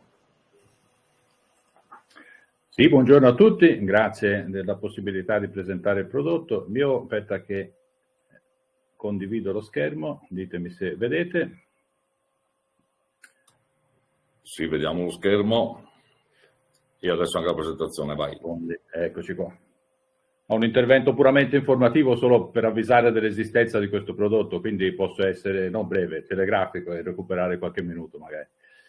E il progetto nasce dal fatto che la Regione ha accumulato negli ultimi anni un patrimonio di dati, di modelli digitali del terreno derivati da acquisizioni LIDAR, che è vero che sono distribuiti in un arco temporale lungo, che dal 2006 insomma ad oggi, e che sono eterogenei perché sono in formati diversi, espressi in sistemi di riferimenti diversi, con passo diversi, alcuni sono in forma di grid, altri in forma di nuvola, qualcuno in altezza ellissoidica, però sono tutti accomunati dal fatto che la provenienza d'acquisizione LIDAR garantisce un certo livello di qualità metrica. E da qui l'idea di utilizzarli per creare un prodotto di un DTM, diciamo, leggero, quindi con passo a 5 metri, come si faceva quando si ricavava dalle curve di livello della CTR, insomma. Quindi ha copertura praticamente non proprio regionale completa, ma insomma più del 90% della regione è coperta da questi dati, e che auspicabilmente sono di qualità superiore a quelli che deriverebbero dalla CTR. Questa è la lista dei dataset disponibili, cioè insomma una parte della lista dei dataset disponibili. Vedete, non so se si leggono perché sono un po' piccole le scritte, ma comunque dal 2006 ad oggi, qualcuno in forma di di nuvola, qualcuno in coordinate geografiche, qualcuno in Gauss-Boaga i primi, e poi ETRF 2000, parte in fuso 32, parte in fuso 12, e quindi questa serie di dataset, diciamo, anche in gran parte sovrapposti fra loro, però coprono buona parte della regione. Questa è la distribuzione geografica, diciamo.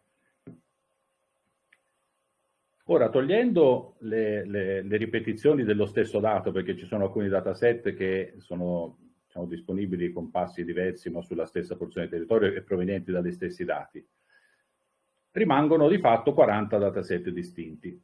E allora, come prima operazione, questi 40 dataset sono stati in modo individuale, cioè lavorando su ciascuno, portati tutti quanti in modello a maglia regolare, quindi le nuvole sono state interpolate per farle diventare modello, tutte portate in formato HGrid, tutti portati a modelli con passo 1 metro e in UTM ETRF 2000, quindi sistema RDN 2008, insomma, chiamatelo come volete, quello moderno, tutti nel fuso 32 per ora, e tutti in quota geoidica, o ortometrica, o Genova 42, insomma, lei. Questo lavorando su ciascun dataset in modo indipendente. E questa omogeneizzazione è stata fatta perché, diciamo, serve per poi fare, cioè è comoda per poi fare il DTM generale, ma comunque è un prodotto che può avere anche una sua utilità, perché in fondo adesso c'è un set omogeneo, diciamo uniforme, di dati con passo 1 metro, in cui non si è persa per ora, cioè non si è degradata la qualità, perché il passo è ancora quello, diciamo, originale dei dati, non ancora allargato. E questa è la base su cui costruire il DTM Lite, quello con passo 5 metri a carattere regionale. Ora, quello che serve per costruire questo DTM è anche definire qual è il taglio, diciamo, cioè la dimensione e la posizione delle mattonelle in cui suddividere tutto il territorio. Ed è stata approfittata di questa occasione per definire un taglio convenzionale, diciamo, che poi può far comodo anche per altri scopi al di là del DTM, in cui sono stati, diciamo, suddiviso il territorio regionale in quadrati di 2000 per 2000 metri, definito nel sistema ETRF 2000, e però, diciamo, per completezza, sia la versione nel fuso 32 sia la versione nel fuso 12. Qualche informazione così al volo, intanto poi se rimangono insomma, questa presentazione poi rimane come riferimento, cioè sono banalità, ma è solo appunto come informazione, che ogni mattonella ha un nome costruito con le coordinate dello spigolo in basso a sinistra, che così garantisce l'univocità ovunque nel mondo, diciamo, preceduta da un prefisso che indica il fuso, e poi un suffisso che indica la dimensione del tile della mattonella. Quindi in questo caso è fuso 12, le coordinate arrotondate alle centinaia di metri est e nord, e 20 e 20 sono la dimensione di 2000 metri, anche questa arrotondata alle centinaia di metri. Ora, siccome il nome viene un po' lungo, diciamo, è stata definita per ogni mattonella anche una sigla un po' più compatta, diciamo, sintetica, chiamata 12 per il fuso, 2K per la dimensione della mattonella, e con un sequenziale da 1 a 4300, quante sono, che è solo un nome un pochino più comodo da utilizzare, diciamo. E la scelta è stata quella di posizionare le mattonelle sulle cifre tonde alle migliaia di metri. Questo è l'esempio nel fuso 12, e quindi 4 spigoli della mattonella hanno coordinate tonde. E anche i lati paralleli agli assi, ovviamente, del sistema di riferimento. Questo comporta che quelle del fuso 12 e quelle del fuso 32 non coincidano perfettamente come diciamo, porzione di territorio coperta dalla stessa mattonella, però si è privilegiata la comodità di avere immagini dritte e modelli digitali dritti rispetto a non avere nodata intorno, insomma.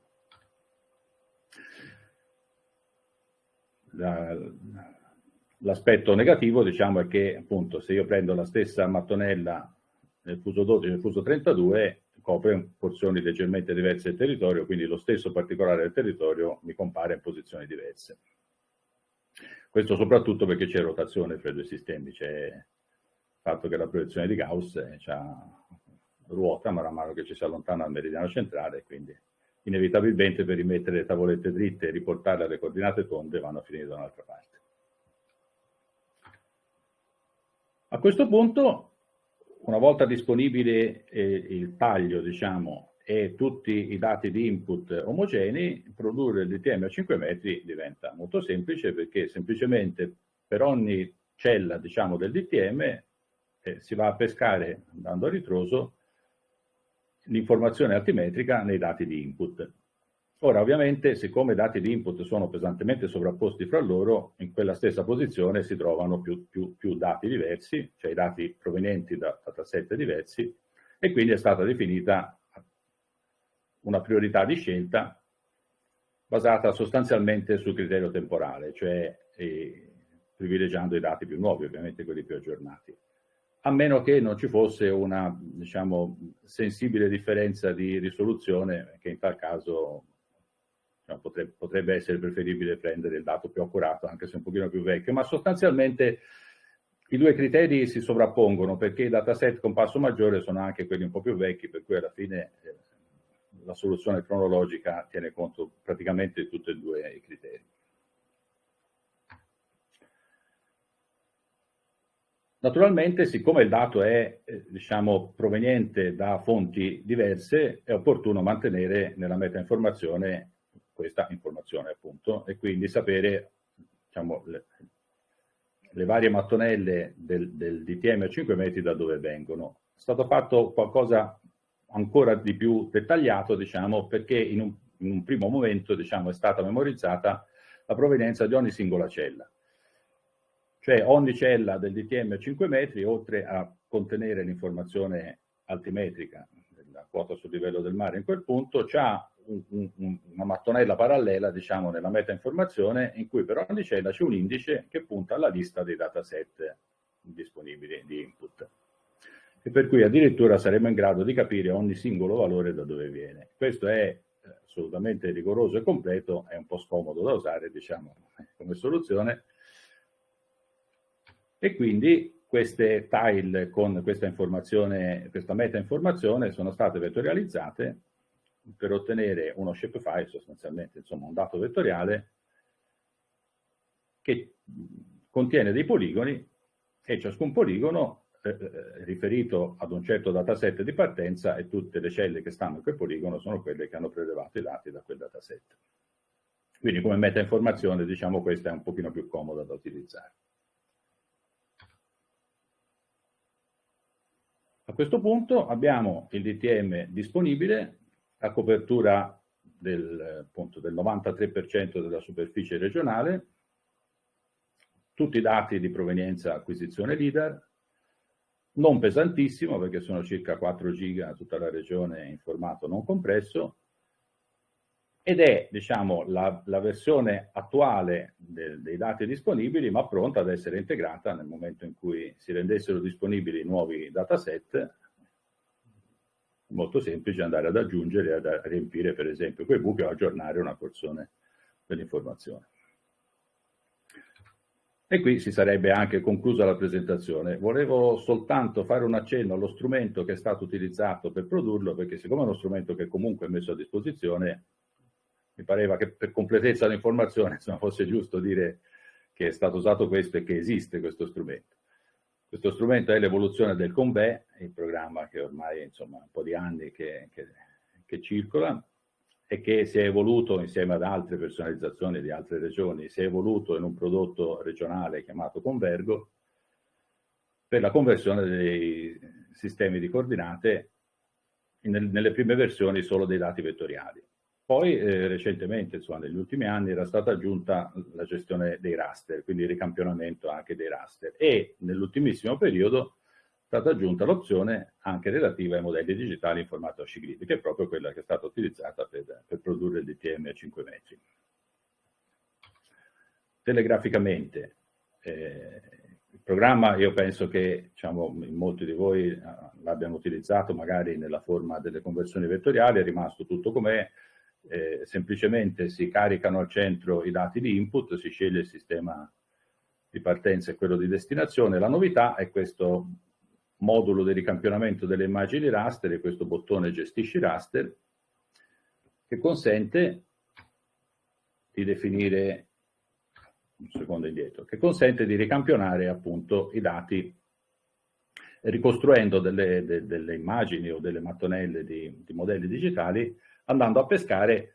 In questo caso noi per il DTM a 5 metri siamo partiti e arrivati nello stesso sistema che era l'ETRF 2000, al di là della diversa proiezione. Si potrebbe contestualmente fare anche un passaggio tra sistemi diversi con l'utilizzo dei grigliati, ovviamente. Il fatto che ci fossero sovrapposizioni fra i dati di partenza fa sì che nel momento in cui io chiedo al software di utilizzare questi dati, lui mi chiede se devo definire delle priorità, cioè appunto per definire in caso di sovrapposizione chi comanda, proponendo in prima approssimazione l'ordine che c'era nella lista. Quindi ho semplicemente caricato i dati nell'ordine che volevo in modo che venissero presi per primi i dataset più recenti. Dopodiché basta informare il software sul tiling, cioè sul taglio, diciamo, delle mattonelle da produrre. Questo si fa anche importando direttamente lo shapefile, dicendogli da che campo prelevare il nome, dove mettere i dati prodotti, e poi semplicemente con importa lui costruisce la lista delle immagini da creare per ciascuna le coordinate dello spigolo. Qui a upper left, in alto a destra, il passo che ho segnato nella finestra prima e di conseguenza la larghezza e l'altezza in termini di righe e colonne. Questa è la nuova funzionalità HashiGrid che è stata aggiunta appunto recentissimamente. E la colonna di riempimento, che ora è vuota, si popola via via che vengono elaborate le immagini con la percentuale di ciascuna mattonella riempita con i dati disponibili, perché ovviamente quelle di contorno, diciamo, poi non sono completamente piene. E basta poi cliccare esegui e abbiamo il DTM 5 metri, che è l'oggetto della presentazione. Sono stato veramente telegrafico, grazie dell'attenzione. Grazie Virgilio, sei stato telegrafico, ma credo anche molto chiaro. Io aggiungo soltanto una considerazione e anche un'informazione, perché c'è stata anche una domanda, almeno una domanda nella chat che abbiamo visto. Al momento attuale i dati derivati dal LIDAR, quindi sia le nuvole dei punti, ma anche i modelli, quindi DSM e DTM, non sono scaricabili da IDT. E lo saranno quando saranno completate alcune evoluzioni appunto del sistema. Però sono i dati, almeno quelli fatti realizzati da noi e da altri organi o enti convenzionati con noi, sono comunque open e devono essere richiesti direttamente a noi. Quindi a questo vi invito naturalmente a scrivere sempre all'indirizzo di prima oppure ai nostri indirizzi che già dovreste conoscere.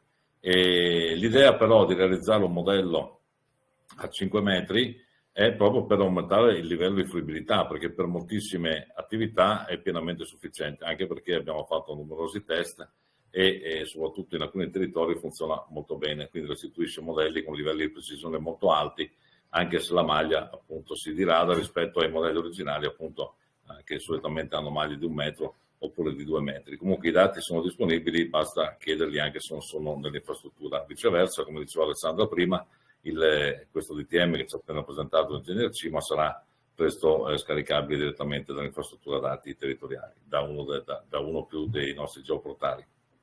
Quindi grazie Virgilio per la presentazione, anche per gli accenni naturalmente alla trasformazione di coordinate e al complicato ancora sistema insomma, che molti di noi conoscono da molto tempo e alcuni cominciano ad affrontare soltanto adesso per passare da un sistema all'altro, il sistema geografico, proiettato e grigliati, tutta una storia in cui ci vorrebbe almeno 10 webinar insomma, per parlare in maniera approfondita di questo tema.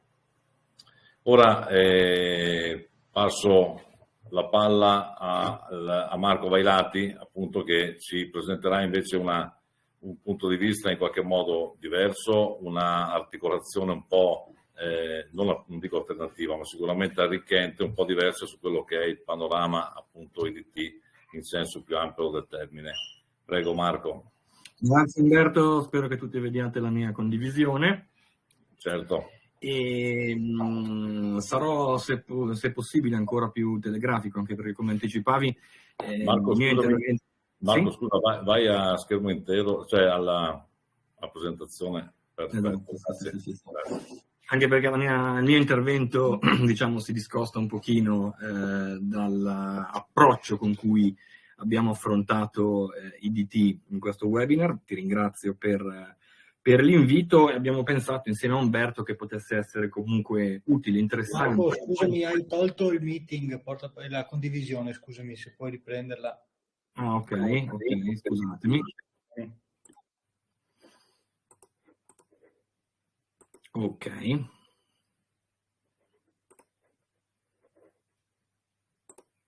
Eccoci, vedete tutti? Sì, premi il pulsante nascondi così vediamo meglio. Ok, perfetto. Grazie mille, buon lavoro. Dicevo appunto, può essere comunque un racconto interessante di alcune cose che stiamo facendo anche insieme a Umberto su input della direzione ICT Agenda Digitale con Delio Brentan, Paolo Barichello, un racconto di IDT nell'officina digitale anche per sottolineare alcuni aspetti importanti che ci hanno portato a occuparci in un certo modo di IDT. Ma partiamo con una breve presentazione dell'officina digitale. L'officina digitale è nata nel 2023, all'inizio del 2023, su input della direzione ICT e vuole essere un luogo digitale dedicato a attività di comunicazione in merito a quelli che sono i principali focus del percorso di trasformazione digitale nella regione del Veneto, di cui io, insieme ai miei colleghi di BIP, Business Integration Partners, nell'ambito delle RTI con cui appunto forniamo servizi e tecnologie alla regione del Veneto, abbiamo appunto una visuale e abbiamo pensato che potesse essere utile anche sviluppare un contesto di comunicazione interna alla regione del Veneto. Questo è importante da sottolineare, quindi un'attività di comunicazione rivolta ai dipendenti della regione, un'attività di comunicazione che può essere molto utile a mettere in luce il perché della trasformazione digitale. Sottolineo appunto il termine perché tutti i progetti di trasformazione digitale, tutti i percorsi di sviluppo sono chiaramente sempre accompagnati da attività di formazione, da manualistica, da assistenza per trasferire poi agli utilizzatori tutti i dettagli su come utilizzare uno strumento. Però affinché il percorso di trasformazione digitale sia veramente efficace è fondamentale anche trasferire il perché attraverso appunto un'attività di divulgazione, cioè perché questo strumento è utile al mio lavoro, perché migliora e semplifica il mio lavoro. Comprendere appieno il perché è un valore fondamentale. E Officina Digitale ha voluto quindi creare una community, una vera e propria community di persone che discutono di trasformazione digitale, che si confrontano, che contribuiscono anche interattivamente a costruire e sviluppare un luogo digitale partecipato, in cui approfondire appunto tutti i dettagli sui nuovi strumenti e condividere anche aspetti importanti legati alla cultura della digitalizzazione. Quindi sulla rete intranet della regione del Veneto è stata creata questa community Officina Digitale e sono svariate le attività che stiamo portando avanti, quindi pubblichiamo mensilmente, settimanalmente redazionali, pillole video più lunghi anche con interviste a referenti regionali che cerchiamo di coinvolgere, newsletter, abbiamo realizzato alcuni workshop con la possibilità di essere seguiti sia in presenza che da remoto, con un'ampia partecipazione su temi importanti, penso per esempio alla gestione documentale o al tema delle procurement. Facciamo, diciamo, nell'officina due tipologie principali di contenuti. Contenuti su strumenti digitali specifici, quindi c'è una nuova piattaforma, si sviluppa un portale, un applicativo e noi ne accompagniamo appunto l'implementazione. Però parliamo anche di temi più generali legati alla digitalizzazione con l'obiettivo di diffondere cultura della digitalizzazione e quindi ci occupiamo anche di temi all'ordine del giorno di cui si parla oggi, quindi intelligenza artificiale, cloud, sicurezza informatica, eccetera.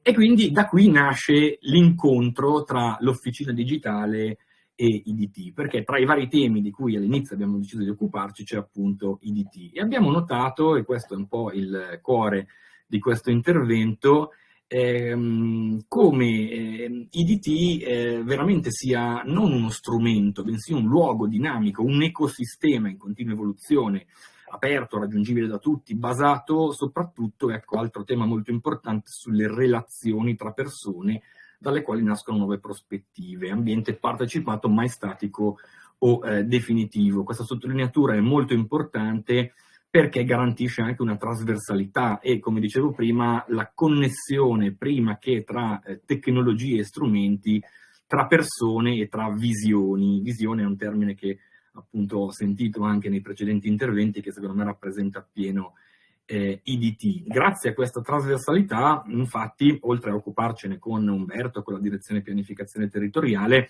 abbiamo anche coinvolto altre direzioni che si sono cimentate, che hanno utilizzato e che utilizzano IDT proprio per far capire come questo incontro, questa trasversalità possa essere davvero valore aggiunto in virtù di uno scambio di visioni e di competenze.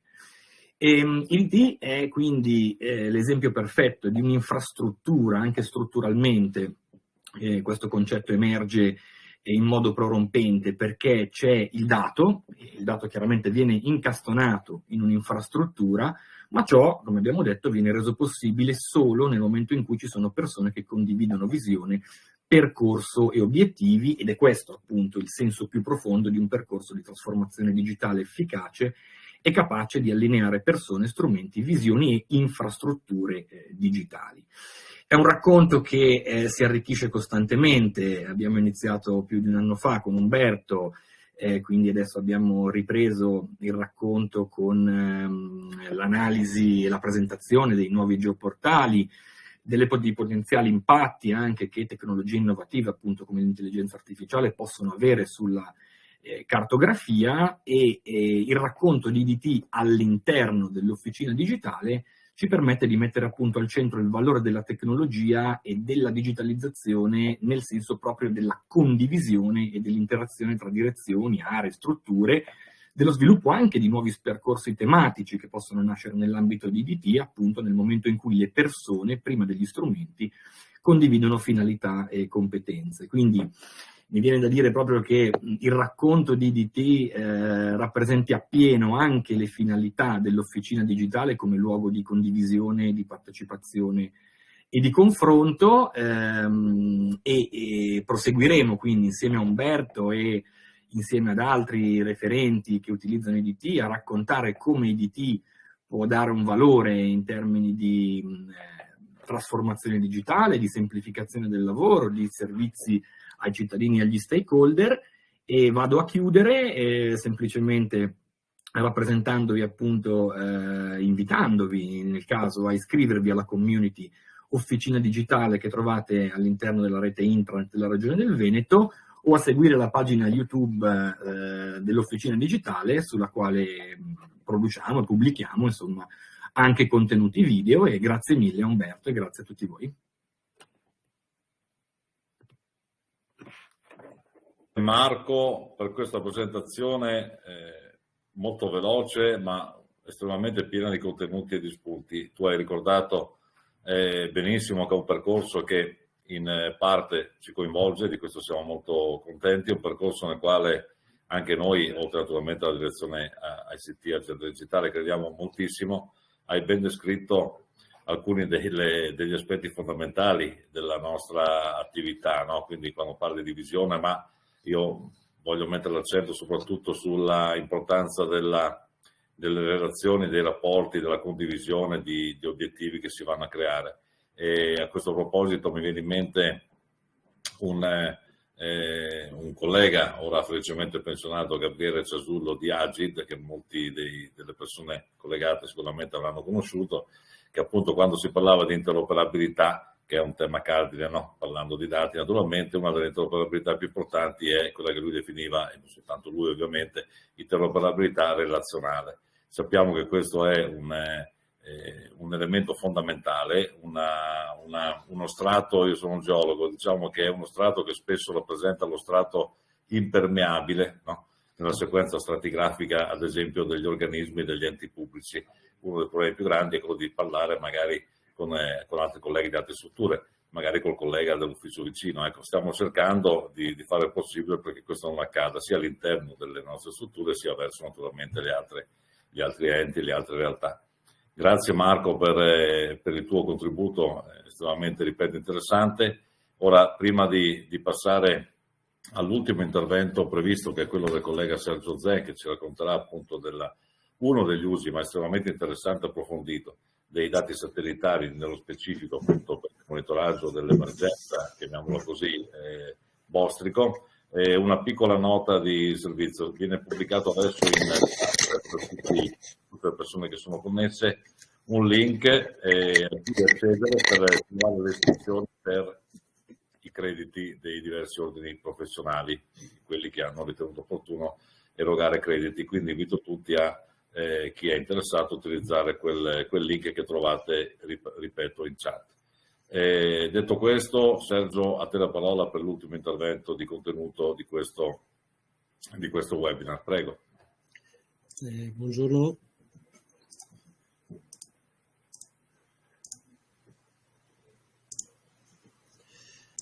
Buongiorno a tutti, non so se mi vedete. No, vediamo lo schermo condiviso, ma non vediamo più il PowerPoint. Allora, provo. Ok, si vede adesso? Sì, benissimo, perfetto, grazie Sergio, vai. Allora, lo scopo dell'indagine è quello di utilizzare le immagini satellitari per l'individuazione dell'infestazione da bostrico. La scelta di utilizzare le tecniche di remote sensing è dovuta al fatto che il fenomeno è un fenomeno molto esteso e dinamico, per cui noi pensavamo che la possibilità di utilizzare immagini satellitari potesse consentire di individuare l'estensione di questo fenomeno e il suo dinamismo evolutivo nel tempo. La tecnica remote sensing si basa sostanzialmente sulla collocazione di un sensore all'interno di uno strumento che vola sulla superficie terrestre per poter acquisire delle immagini della superficie stessa. I sensori possono essere divisi in sensori attivi e passivi. Naturalmente l'attivo è quello in cui lo strumento stesso, il sensore stesso, emette una radiazione che poi viene raccolta a seguito della riflessione della superficie terrestre. Nel caso nostro invece parliamo di un sensore passivo che rileva la radiazione elettromagnetica che è stata riflessa dalla superficie terrestre a seguito della insolazione del Sole. Quindi questo è un parametro chiaramente che vincola poi l'acquisizione delle immagini satellitari. La tecnica del remote sensing si articola in 3 fasi: l'acquisizione di dati, l'elaborazione di dati e poi la loro interpretazione a seconda delle scopi tematici che uno deve affrontare. Naturalmente l'acquisizione delle immagini si basa sulla presenza di un sensore ottico, chiaramente, che acquisisce la luce solare riflessa sulla frequenza di visibile e in altre frequenze a seconda delle tipologie di sensori disponibili. La caratteristica delle immagini satellitari, in genere, come tutte le immagini, è caratterizzata da 4 elementi: una risoluzione spaziale, spettrale, radiometrica e temporale. La spaziale chiaramente rappresenta della caratteristica che un pixel rappresenta una certa estensione della superficie terrestre. La risoluzione spettrale invece è la luce che viene raccolta, l'immagine che viene raccolta dal satellite, dal sensore, scusate, viene poi suddivisa in bande spettrali a seconda della loro frequenza e queste consentono poi un esame distinto delle singole bande e per poter identificare chiaramente gli oggetti che sono presenti nelle immagini. Naturalmente l'aumento del numero delle bande porta chiaramente a una riduzione della risoluzione delle immagini stesse. L'altro elemento da prendere in considerazione è la radiazione radiometrica, cioè ogni singola banda poi viene classificata sulla base dell'intensità della radiazione che è presente. L'ultimo elemento, anche questo molto importante, è la risoluzione temporale, cioè il tempo che intercorre tra il passaggio del satellite sopra lo stesso oggetto. Quindi questi sono i 4 elementi che determinano poi la scelta dell'immagine da utilizzare per i propri scopi. Quindi questa va valutata chiaramente, correttamente, in fase di progettazione e in fase di acquisizione delle immagini stesse. Naturalmente le immagini, quando vengono fornite, subiscono una serie di processi di correzione geometrica, radiometrica e atmosferica. Successivamente poi le immagini stesse sono oggetto di georeferenziazione e di autorettifica. Georeferenziazione perché il satellite raccoglie un'immagine di una superficie, la superficie terrestre è una superficie curva, non è una superficie piana, per cui questa deve essere deformata, cioè deve essere deformata per portarla a una sua rappresentazione nella superficie piana. Inoltre poi, considerata la presenza di rilievi, è necessario che le immagini stesse poi vengano ortorettificate, cioè vengano adattate tenendo conto della presenza di rilievi che portano a una deformazione degli angoli visuali. Inoltre bisogna tenere presente la disponibilità di immagini che vi possono essere. Vi può essere la disponibilità di una sola immagine. In questo caso qua la classificazione delle immagini, la classificazione delle superfici risulta essere limitata o è limitata, nel senso che consente di analizzare determinate tipologie di oggetti, quindi specchi d'acqua, aree urbanizzate, aree prative, aree boscate oppure aree assimilative. La disponibilità invece di più immagini dello stesso oggetto consente di utilizzare e di dettagliare maggiormente il tipo di elaborazioni che possono essere eseguite, cioè possono essere fatte delle analisi di maggior dettaglio, per esempio tipicamente nelle colture agricole. È possibile analizzare lo stesso territorio nella fase in cui il terreno è stato appena arato, nella fase di germinazione delle piante, nella fase di maturazione, e quindi questo consente di avere delle firme spettrali, cioè delle immagini distinte nel tempo, che consentono di classificare correttamente e dettagliatamente determinate situazioni, determinate tipologie di colture. Altro elemento che è possibile fare con la disponibilità di immagini temporali consente di valutare la variazione di uso del suolo che il territorio subisce, tipicamente la carta dell'uso del suolo. Per quanto riguarda poi la fase di elaborazione dei dati, l'elaborazione viene sempre fatta a livello di singolo pixel, per cui l'analisi del pixel è quello che va a determinare poi il risultato finale. In questa caratteristica bisogna tenere presente che il pixel non fa altro che rappresenta la risposta media dell'area sottesa dal singolo pixel, per cui se l'oggetto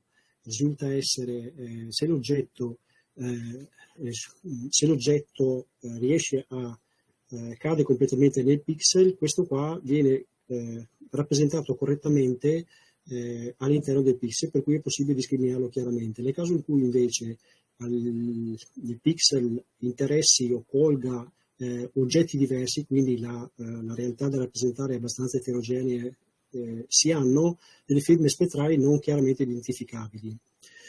Allora, in questo caso le modalità di elaborazione dei dati, nel caso in cui si deve fare per esempio una carta di uso del suolo, quindi senza soluzione di continuità, il problema viene risolto tramite degli approcci di tipo di classificazione probabilistica.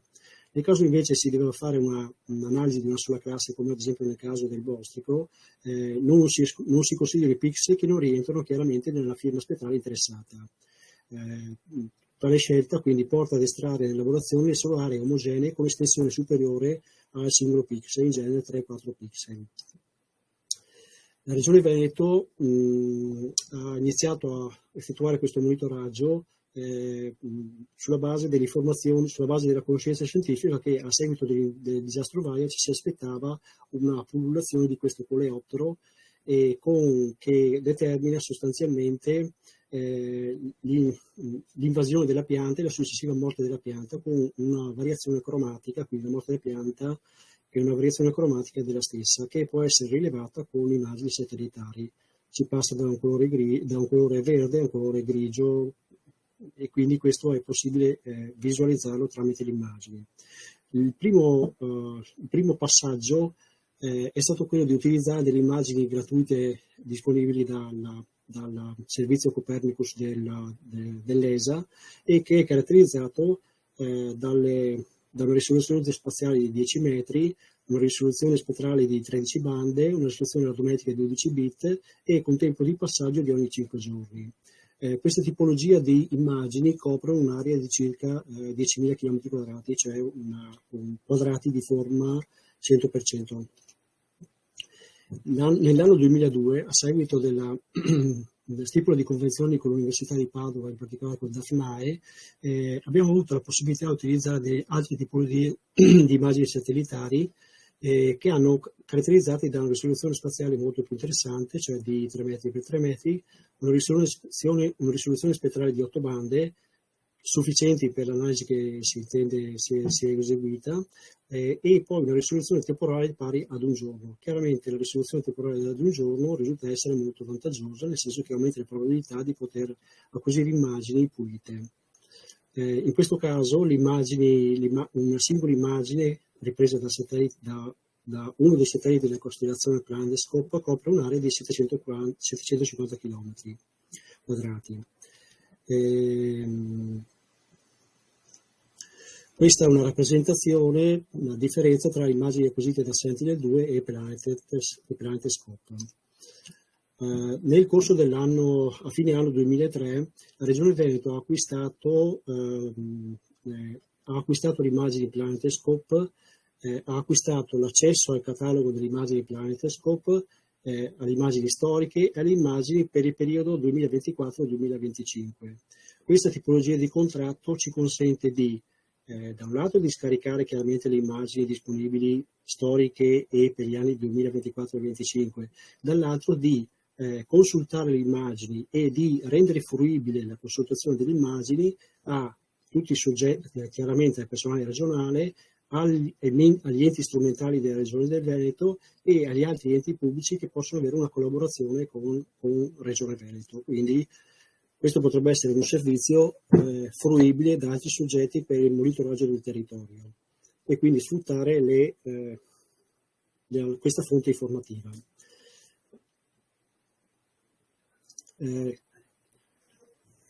Considerato che il fenomeno del bostrico interessa sostanzialmente i popolamenti di abete rosso della zona montana, l'area che è stata acquisita, l'area di indagine per il quale sia stata pagata una licenza, chiaramente interessa completamente la provincia di Belluno e parzialmente la provincia di Vicenza e di Treviso. L'area poi è stata suddivisa in tile, in quadrati sostanzialmente, in modo tale che lo scarico possa avvenire per il singolo scarico. A seguito della firma della convenzione è stata fatta una prima ricerca storica delle caratteristiche delle disponibilità di immagini negli anni 21, 22 e 23 per 2 comuni sostanzialmente, impostando dei criteri di filtro legati all'indice di copertura, cioè l'indice di copertura inferiore al 10 o al 20%. Allora, se osserviamo nella prima immagine a sinistra, nella prima tabella a sinistra, osserviamo che vi sono sostanzialmente circa 43 immagini disponibili relativamente alle aree di Roccapietro e di Mel durante l'anno. Naturalmente il numero risulta essere abbastanza ridotto. Se invece andiamo a prendere in considerazione che la possibilità di avere più immagini che coprono le aree i comuni individuati di Roccapietro e di Mel, vediamo che il numero di immagini disponibili, oppure di giorni disponibili di giorni disponibili di immagini, risulta essere ampiamente superiore, circa il 40% dei 365 giorni dell'anno. Naturalmente queste immagini qua si riferiscono a tutto l'arco temporale, quindi per il nostro scopo, considerato che il fenomeno del bostrico si sviluppa prevalentemente durante il periodo estivo, si limita ai periodi estivi da giugno a settembre-ottobre. Allora, le caratteristiche, naturalmente, se si acquisisce una sola immagine, vuol dire che l'immagine copre l'intera area di interesse e questa è la soluzione ideale per poter poi procedere alla sua elaborazione. Nel caso invece non sia possibile, perché chiaramente durante l'acquisizione il satellite non copre l'area di interesse, il singolo satellite della costellazione esegue praticamente delle immagini successive nel tempo. Vediamo quindi l'immagine a sinistra, in cui abbiamo lo stesso satellite che a intervalli di pochi secondi scatta un'immagine e poi la restituisce. Naturalmente l'area di interesse può essere coperta da un singolo satellite o da un secondo o un terzo satellite della stessa costellazione. Vediamo l'immagine a destra. Naturalmente in questa casistica qua l'immagine che poi verrà elaborata sarà data dalla fusione di queste diverse immagini raccolte da 2 o più satelliti in momenti temporali distinti. Questo presenta vantaggi e svantaggi. Allora, vantaggi sostanzialmente, l'istituzione ideale sarebbe quella di avere una singola immagine in modo tale da non introdurre artifici nella acquisizione. I problemi che possono essere sono che da un lato più immagini, cioè più satelliti possono portare ad avere delle immagini non sempre che coprono l'area di interesse. Vediamo per esempio l'immagine a sinistra. Oppure a seguito della presenza di nuvole la differenza temporale di acquisizione delle immagini porta ad avere uno sfasamento sia della copertura nuvolosa e sia poi delle relative ombre che si generano a seguito della copertura nuvolosa. Altro elemento da tenere presente è il periodo di acquisizione. Naturalmente, essendo un'immagine, le immagini satellitari acquisendo la luce riflessa, la luce solare riflessa, è chiaro che tanto maggiore è la luce solare, tanto maggiore è la riflessione da un lato. Dall'altro poi l'inclinazione del Sole rispetto ai rilievi determina quindi una minore intensità di luce luminosa che ritorna al sensore, dall'altro determina anche la formazione, una maggiore estensione delle ombre generate dai rilievi, e quindi questo qua determina chiaramente la possibilità o meno di evidenziare i fenomeni che sono di interesse per l'analisi. Altro elemento da tenere presente poi nella mosaicatura è la cosiddetta il nadir, cioè la posizione del satellite rispetto all'oggetto da osservare. È chiaro che nell'immagine a sinistra abbiamo una maggiore luminosità perché il satellite si trova sostanzialmente maggiormente nell'area in posizione di verticale rispetto agli oggetti da osservare. Nell'immagine a destra invece si trova più sfasato, per cui si creano molte più ombre rispetto alla precedente, pur essendo una differenza di 30 minuti.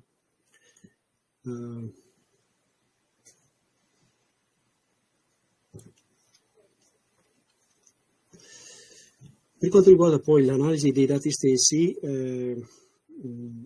le immagini vengono analizzate tramite degli indici vegetazionali, cioè le bande che vengono acquisite durante l'acquisizione delle immagini vengono elaborate da un punto di vista alfanumerico, e queste consentono di avere una serie di informazioni. Il classico indice è l'indice vegetazionale, dato che vengono sottratti e sommati gli stessi valori, portano ad avere un valore espresso in forma assoluta.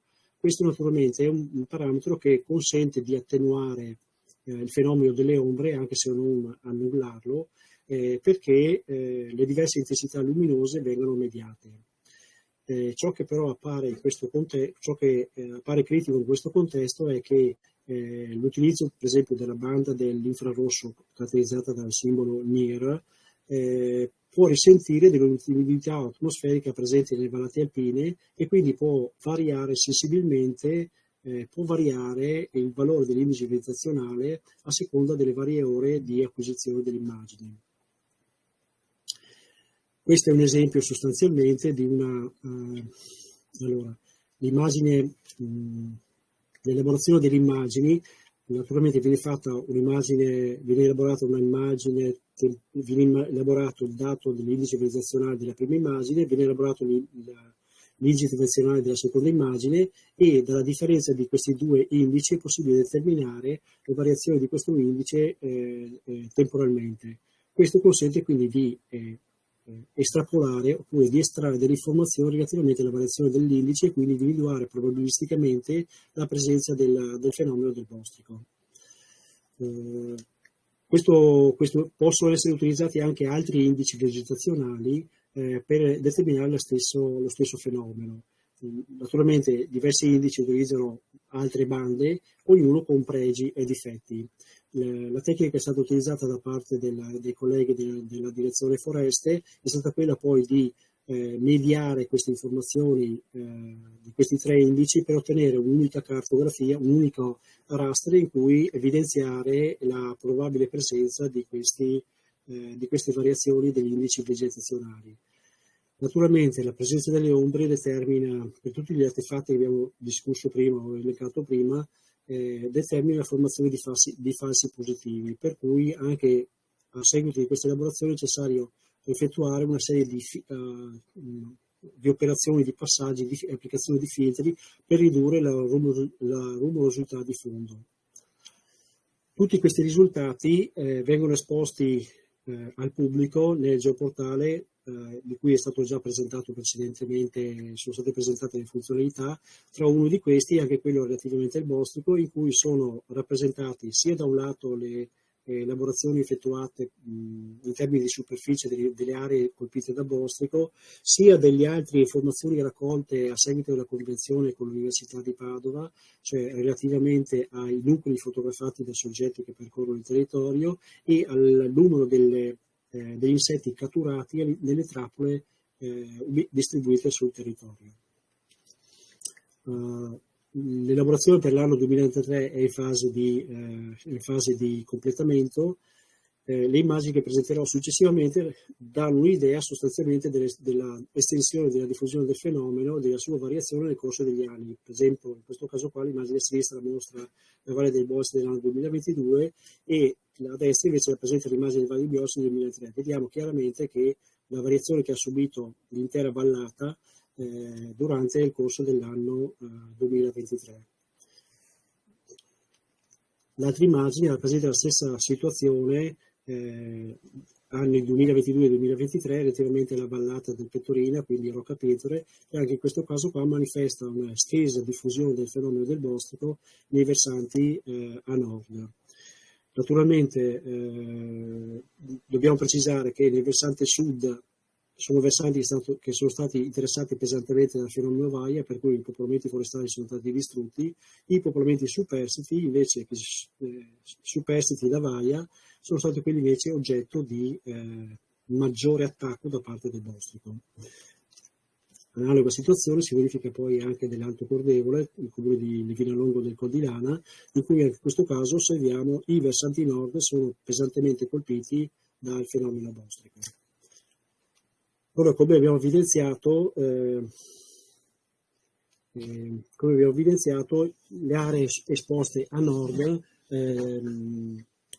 presentano un problema di maggiore difficoltà di individuazione di questo fenomeno. Per poter avviare a questa problematica sono stati sperimentati alcuni utilizzi di alcuni droni, in particolare nelle giornate del 16 e 17 aprile di quest'anno, in collaborazione con la Difesa del Suolo, ARPA Veneto e ARPA Valle d'Aosta, in cui si può chiaramente vedere che le risoluzioni fornite dal drone sono di alta qualità, riescono ad acquisire immagini anche in situazioni difficili sostanzialmente, dato che la giornata del 16 era una giornata soleggiata, la giornata del 17 invece era una giornata coperta e quindi il satellite non avrebbe assolutamente garantito nessuna informazione in questa casistica, mentre tramite il volo con il drone è possibile comunque acquisire le informazioni, acquisire un'immagine chiara e leggibile per la fotointerpretazione.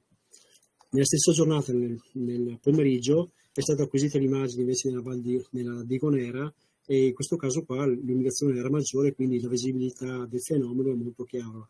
Aree verdi chiaramente ancora intatte, le aree bianche e grigiastre sono quelle che rappresentano le piante che sono state attaccate alle bosche, quindi abbiamo una qualità di immagine molto, molto elevata.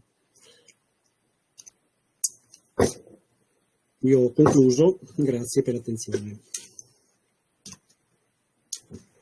Grazie Sergio, estremamente interessante il tema. Ti chiedo cortesemente di togliere la condivisione dello schermo perché ottimo, grazie. È estremamente interessante, molto approfondito e stimolante.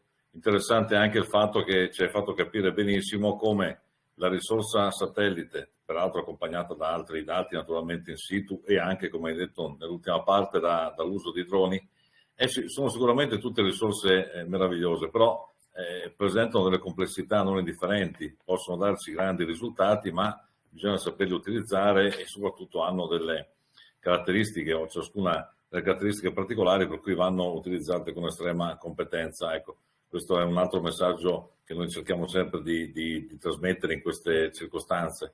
Purtroppo quando si sente in giro che il satellite o il drone risolve tutto, questo non è assolutamente vero, insomma, sicuramente sono degli aiuti enormi che sempre più contribuiscono e contribuiranno, però vanno utilizzati in maniera consapevole, e per far questo ci vuole competenza, che è un altro tema di grande interesse. Ora, prima di passare la parola al dibattito conclusivo, che peraltro abbiamo avuto qualche problemino con i tempi, di questo ci dovete scusare, ma io penso che insomma 20 minuti, poco più ce l'abbiamo, poco dopo l'una direi che possiamo andare a concludere. Prima di passare la parola agli amici Sergio Farrugia e Franco Vico per alcune considerazioni appunto nella fase conclusiva, ecco, di tutto quello che abbiamo sentito e in generale delle infrastrutture dati, su qual è il loro stato e quali sono le loro prospettive, invito tutti i presenti e i collegati a iscriversi al successivo webinar.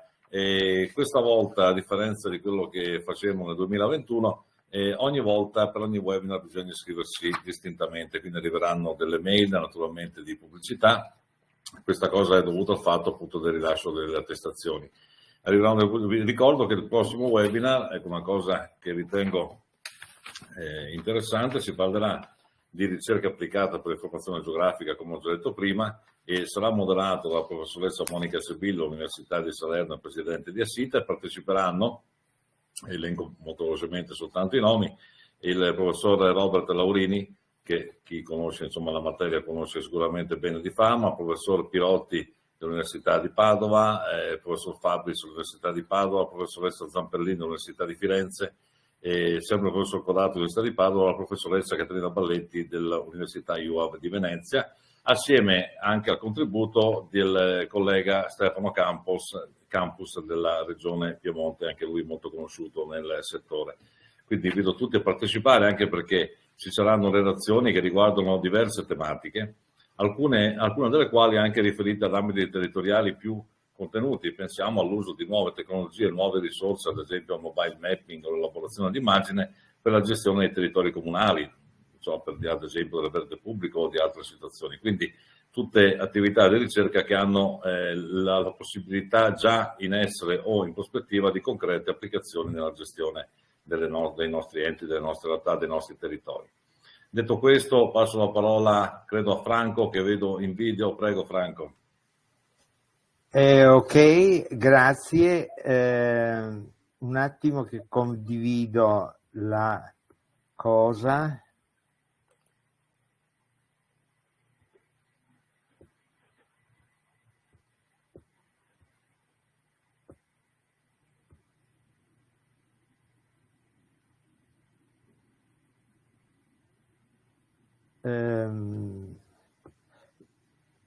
C'è stata una disconnessione giusto nel momento topico, e quindi mi si è scombinato un po' tutte le faccende. Non ti preoccupare, Franco, guarda, facciamo così, ti rubo, tu intanto carica, io chiedo ad Elio se è collegato, perché una domanda, rubiamo solo un minuto. Una domanda era: quante persone lavorano sulla nostra infrastruttura? Ecco, io rispondo dal lato della gestione dei contenuti, e ci lavoriamo in diverse persone a tempo parziale, cioè facendo anche altre cose, ma possiamo dire che è l'equivalente di circa 2 unità a tempo pieno dal lato della gestione dei contenuti, naturalmente assieme alle moltissime altre strutture coinvolte. Avete appena visto l'esempio appunto dei colleghi forestali con Sergio Zen. Non so, Delio, se sei connesso. Sì, scusate al volo, anch'io. Allora, noi abbiamo una persona dedicata a H24 che segue ticket, problematiche, incident, eccetera, eccetera, più un team di 4-5 persone a seconda delle esigenze per sviluppi nuovi, caricamento dati quando voi non riuscite perché magari sono pesanti e altro, insomma, quindi anche noi siamo intorno alle 5 unità, ecco, più o meno. Ecco, grazie Delio, mi sembrava giusto rispondere a questa domanda interessante. Adesso Franco, ti chiederei se puoi cliccare sulla barra dove è scritto nascondi. Ah, ok. Perfetto. Grazie, prego, vai pure Franco. State vedendo queste slidine che ho preparato? Sì, vai tranquillo. Sì, ok. Allora, quello che io e Sergio vogliamo fare è introdurre alcuni elementi di contesto molto, molto velocemente. La prima cosa è che a me ha fatto piacere che la Regione Veneto usi l'addizione IDT e non si sia sforzata per inventarsi qualche strano diverso termine. In questo modo si è molto chiari. IDT è la traduzione piana di Spatial Data Infrastructure, e questo mi aiuta a dire che è una storia che ha 30 anni adesso, 30 anni. In qualche modo il concetto di infrastrutture è un concetto ovvio, perché le motivazioni che stanno alla base di questo concetto sono così chiare che tutto diventa, diciamo, ovvio, almeno nella necessità di. Poi la complessità è grande e le difficoltà sono tante. In questi 30 anni la storia è andata avanti, a un certo punto si è sintetizzato i fondamentali delle SDI in questo acronimo FAIR, che sta per quello che leggete, qui ho messo questi diversi aspetti in che cosa si traducono, diciamo, come tecnologia, ma il punto su cui voglio arrivare è l'introdurre questo concetto di geospatial ecosystem. Già il collega che ha parlato precedentemente ha accennato, è un ecosistema. Prima di leggere in parte questa definizione mi interessa leggere il titolo del documento da cui l'ho presa, che è un documento appunto di un ente, di un soggetto collettivo che lavora a livello europeo, cioè EuroOGI, e il titolo del documento è Verso un geospatial ecosystem sostenibile oltre le SDI, cioè l'idea di andare avanti. E questo documento è stato presentato in questo United Nations Global Geospatial Information Management, che è un organismo a livello di Nazioni Unite molto attivo, che vale la pena cercare un po' di seguire. Allora, questa definizione dice: Geospatial Ecosystem comprende miliardi di attori, e non è un modo di dire, perché poi elenca anche elenca ovviamente le persone, le aziende e quant'altro, elenca i dispositivi IoT, elenca le macchine intelligenti, milioni di attori che producono e consumano informazioni geospaziali attraverso piattaforme, un insieme di strumenti geoanalitici, reti. Ecco, vorrei sottolineare, ricordare il fatto che i sistemi ecologici sono dei sistemi in cui operano, ma sono anche in competizione, e anche il sistema geospatial sarà presumibilmente, anzi è un sistema in cui ci sono soggetti economici che sono in competizione, altri soggetti che sono invece, diciamo, più complementari. Questo sistema, magari è utile ricordare, viene spesso articolato in questi due subsistemi. Quello relativo alla parte relativa alle tecnologie, tutto sommato, esiste, è in buona misura, è sempre in evoluzione, è sempre, però ha un buon livello di consolidamento. La parte relativa ai dati è in una fase, diciamo, molto più complessa. Qui mi fa piacere vedere questa sorta di mappa fatta negli Stati Uniti un paio d'anni fa, di com'era il Geospatial Data Ecosystem negli Stati Uniti del 21.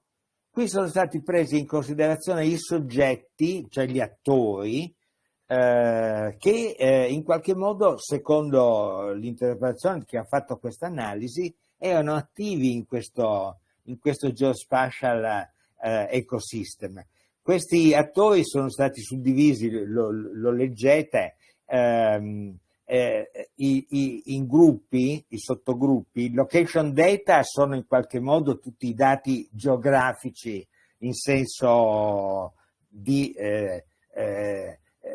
confini, gli enrichment data sono i dati georeferenziati che quindi, diciamo, riempiono anche questo mondo di informazioni aggiuntive. Si è partito, ed è stato citato anche dal primo intervento del responsabile della pianificazione territoriale nella regione Veneto, da Inspire. E Inspire in tutta questa vicenda, Inspire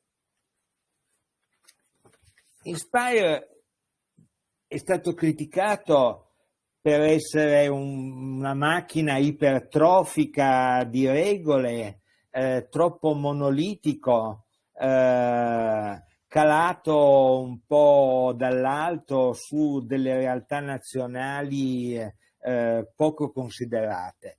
Qui prendo un documento che non è ufficiale di Inspire, ma è stato prodotto dal gruppo del JRC, che in qualche modo ha seguito tutta la vicenda, ha seguito, diciamo, questa versione qui, tratti lunghi di questa vicenda, che in qualche modo, senza avere i paletti dell'ufficialità e del ruolo che ricoprono, si permette di riflettere un po' più liberamente e dice: bisogna vedere Inspire nel più ampio contesto di un self-sustainable data ecosystem, cioè Inspire deve poter fondersi all'interno di un più ampio ecosystem di dati, e propongono questa suddivisione in cui dividono questo ecosystem in qualcuno che in primo luogo uno che fornisce dati, un'area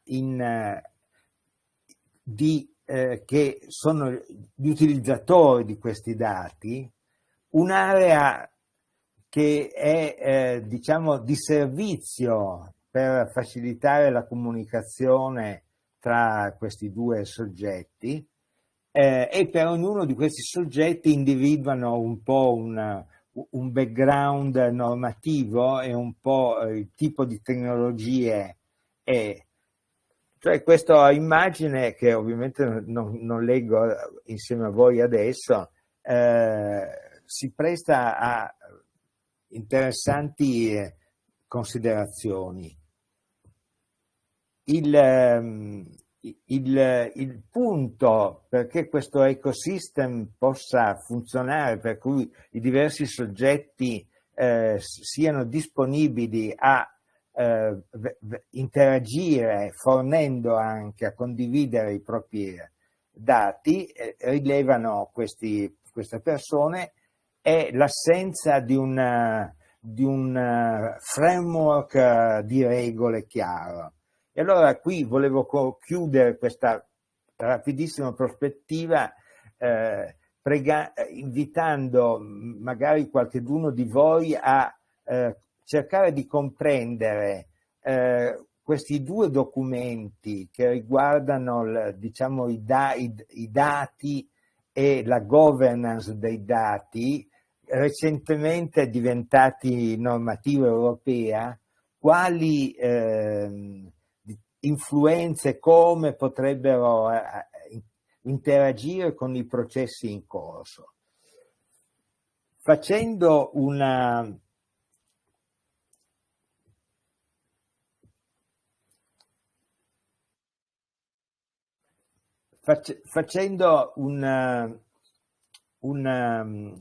considerazione su questo webinar, vorrei, a mio avviso, un tema straordinariamente importante è quello di rapportarsi con gli utilizzatori. Io ho apprezzato molto 3 anni fa l'iniziativa della Regione Veneto di fare questi 8 webinar. Apprezzo molto questa iniziativa. È necessario fare tutti gli sforzi possibili per non parlare solo all'interno della pubblica amministrazione, ma parlare anche a chi sta fuori, cioè quindi i professionisti, le imprese, i cittadini, eccetera, eccetera. Questo è un po' il messaggio finale che mi pare è l'elemento chiave anche rispetto alla comprensione di questa idea dell'ecosystem. Qui mi fermo. No, grazie Franco. Senti, scusami, ti chiedo di togliere la condivisione. Subito. Grazie. No, grazie per la presentazione. Tra l'altro approfitto per dire, perché molte persone collegate hanno chiesto se sarà possibile avere le presentazioni. Direi di sì, e quindi grazie anche per questa presentazione ulteriore che è estremamente interessante, anche perché è molto proiettata verso la ricerca di soluzioni. E quello che tu ci hai appena raccontato ci manifesta anche, ci palesa come la ricerca di soluzioni non sia affatto una cosa semplice. Ecco, cioè qui si tratta di mettere assieme una grande quantità di risorse, di fonti, una grande quantità anche di mission differenti, ovviamente tra il pubblico e il privato, con la necessità di mettere a fattore comune una dinamica che sarà comunque giocoforza sempre più articolata e in qualche modo anche fluida, e quindi ci vogliono competenze importanti per riuscire a gestire la cosa. Interessantissimo che lo spunto sulle 2 recenti normative comunitarie a cui hai fatto cenno proprio alla fine. Vedo anche Sergio in viso, per cui lascio a voi, prego. Sì, grazie. Cerco di condividere subito lo schermo. Vediamo.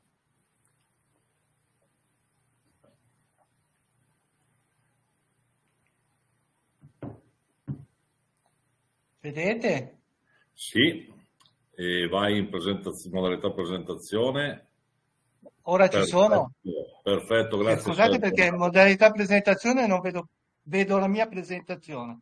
Comunque, bene. innanzitutto grazie per l'invito e congratulazioni per la qualità del seminario, tutti gli interventi. Io ho 4 slide per riagganciarmi a quanto ha detto Franco Vico testè, e soprattutto agli interventi di Delio Brentano e di Marco Vailati, non perché gli altri interventi siano meno importanti, anzi, se non sapessimo delle loro attività cadrebbe l'interesse per quanto hanno appunto detto e stanno facendo Delio e Marco. Ma perché appunto il nodo cruciale, soprattutto per il futuro, è quello di creare maggior rete di collaborazione sia in orizzontale, sia in verticale, sia a livello nazionale, sia a livello internazionale.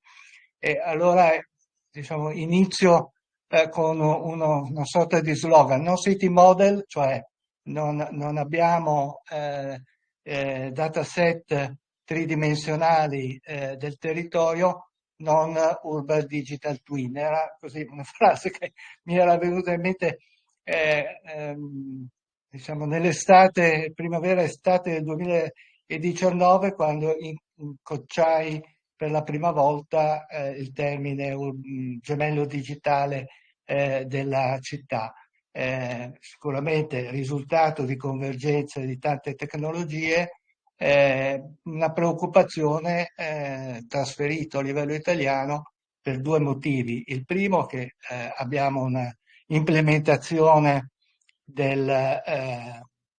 diciamo di Inspire, per essere sintetici, un po' ancora a macchia di leopardo, e soprattutto perché il nostro territorio ha una peculiarità che conosciamo benissimo, aree metropolitane e aree interne di grande valore. Queste ultime non sono deserti, sono aree di grande importanza, e quindi introdurre nuovi concetti e nuove tecnologie poteva significare un inasprimento del divario digitale.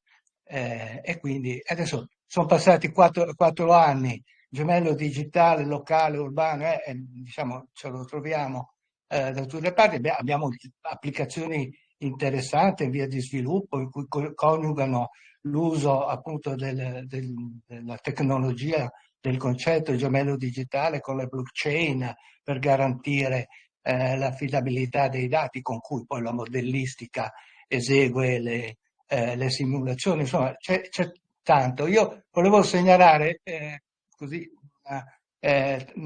riscontro una poca partecipazione dell'Italia all'attività normativa, e diciamo questo può essere un'opportunità. Come Stati Generali dell'Innovazione e AMFM-GIS diciamo, collaboriamo in ambito UNINFO. Segnalo questa commissione, questo gruppo di lavoro sul City Information Modeling e Urban Digital Twins, che appunto nei prossimi 3 anni lavorerà, diciamo, confronterà i due approcci per trovare diciamo, anche modi per diciamo, superare alcune lacune in termini di standard e altro.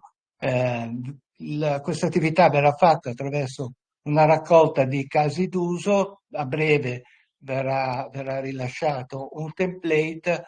È un invito che faccio a funzionari tecnici della pubblica amministrazione a livello locale oppure a livello di aziende, ma anche la regione stessa, ci fossero persone che hanno interesse a dedicare un po' di tempo a questa attività, portare all'attenzione un caso appunto inerente queste tematiche a livello di questo gruppo di lavoro, può, diciamo, dare l'opportunità di seguire gli ulteriori sviluppi ed essere poi aggiornati sui progressi.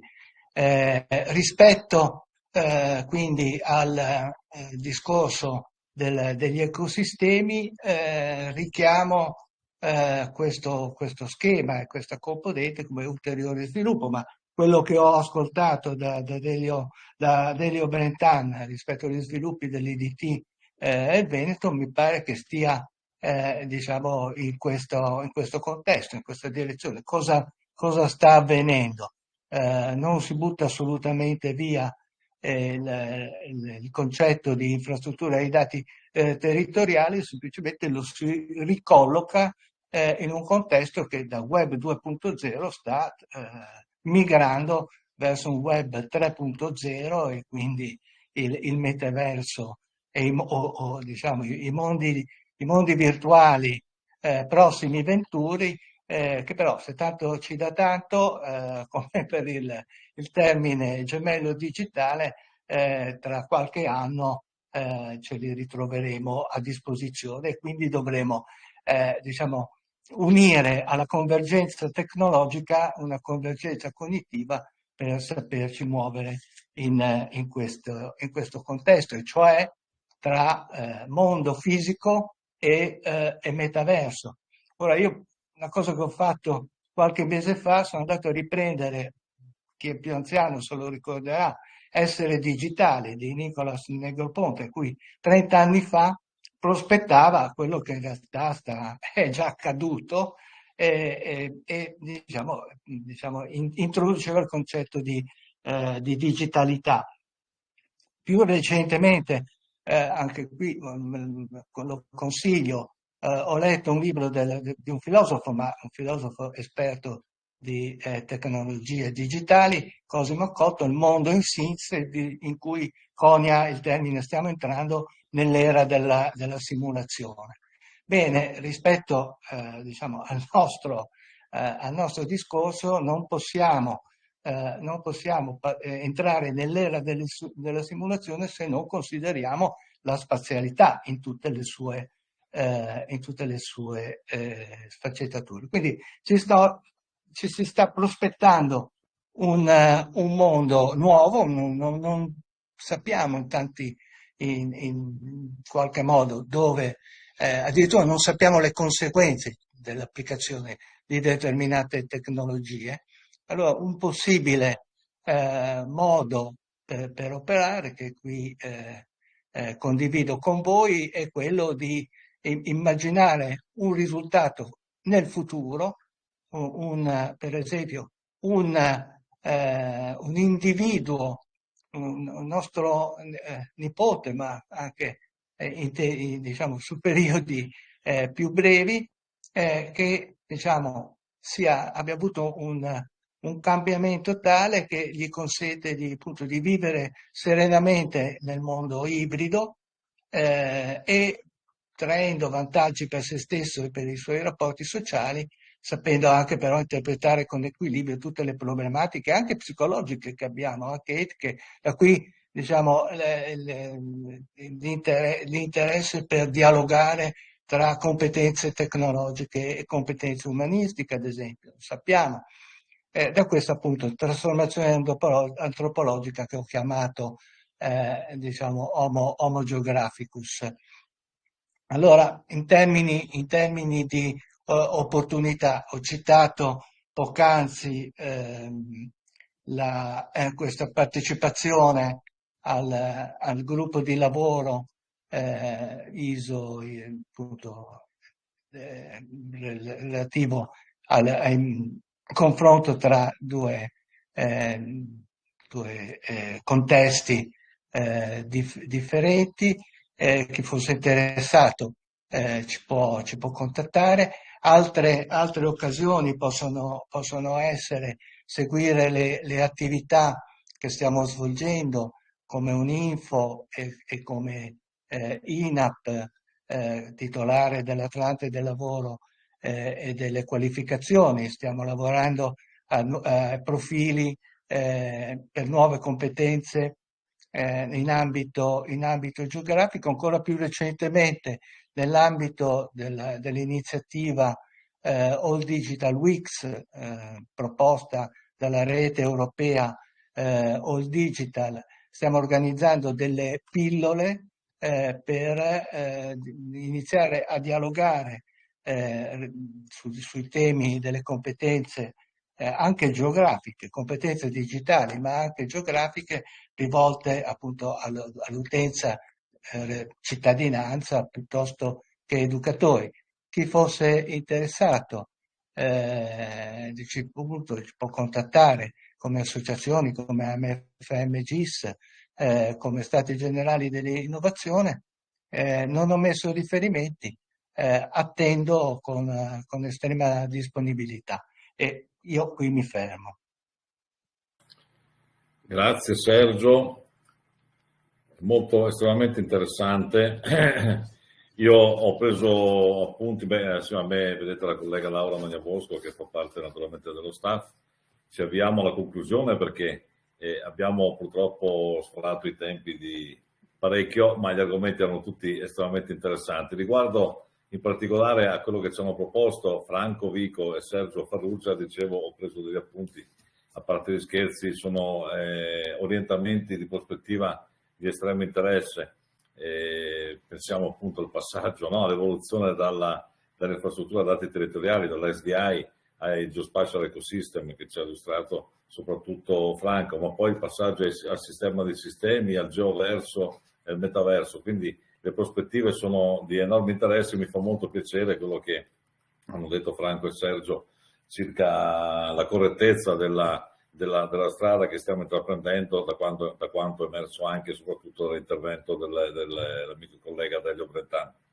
Quindi è sicuramente un riscontro importante. Credo che i temi affrontati in questa ultima parte siano meritevoli di approfondimento in una fase successiva. Sicuramente potrebbe essere un'occasione anche la prossima ASITA. Ne abbiamo già parlato naturalmente anche con la Monica Sebillo, presidente appunto di ASITA. Questi temi vanno assolutamente affrontati perché, come ci diceva anche Sergio adesso, parliamo di un futuro che è già presente, insomma, che è già in corso. Quindi assieme alla risoluzione di problemi che conosciamo bene, problemi, o meglio, assieme a portare avanti processi che conosciamo già bene e che vanno portati avanti, penso alla produzione dei dati, alla manutenzione dei dati, al miglioramento dei sistemi, dobbiamo essere molto attenti a quelle che sono veramente le prospettive di evoluzione futura, che ripeto è un futuro che ormai stiamo vivendo e dobbiamo farci trovare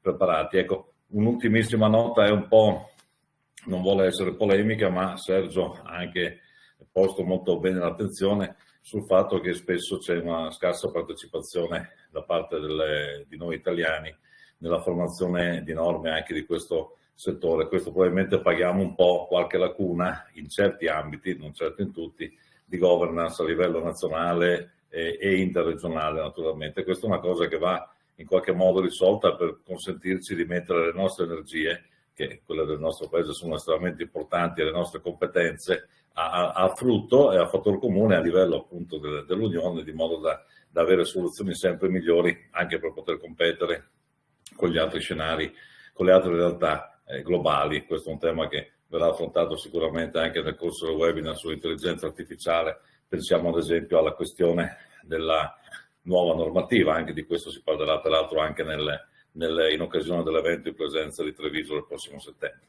Non voglio tediarvi ulteriormente, ringrazio ancora tutti i relatori che hanno partecipato a questo piccolo evento, che ha avuto un grande successo. Abbiamo sfiorato le 300 persone collegate e questo è un elemento di grande interesse. Il webinar è stato videoregistrato, verrà nei prossimi giorni pubblicato nel nostro sito assieme anche alle presentazioni dei relatori, e mi complimento in particolare con i circa 220 persone che sono rimaste collegate fino all'ultimo, nonostante appunto lo sforamento che purtroppo abbiamo compiuto. Vedo che stanno comparendo tutti i relatori che ci hanno sostenuto in questa prima tappa di questo percorso che stiamo portando avanti. Vedo tutti con piacere, ringrazio tutti, vi saluto e saluto tutte le persone collegate. Grazie e mi raccomando, arrivederci al webinar della prossima settimana. Arrivederci e grazie.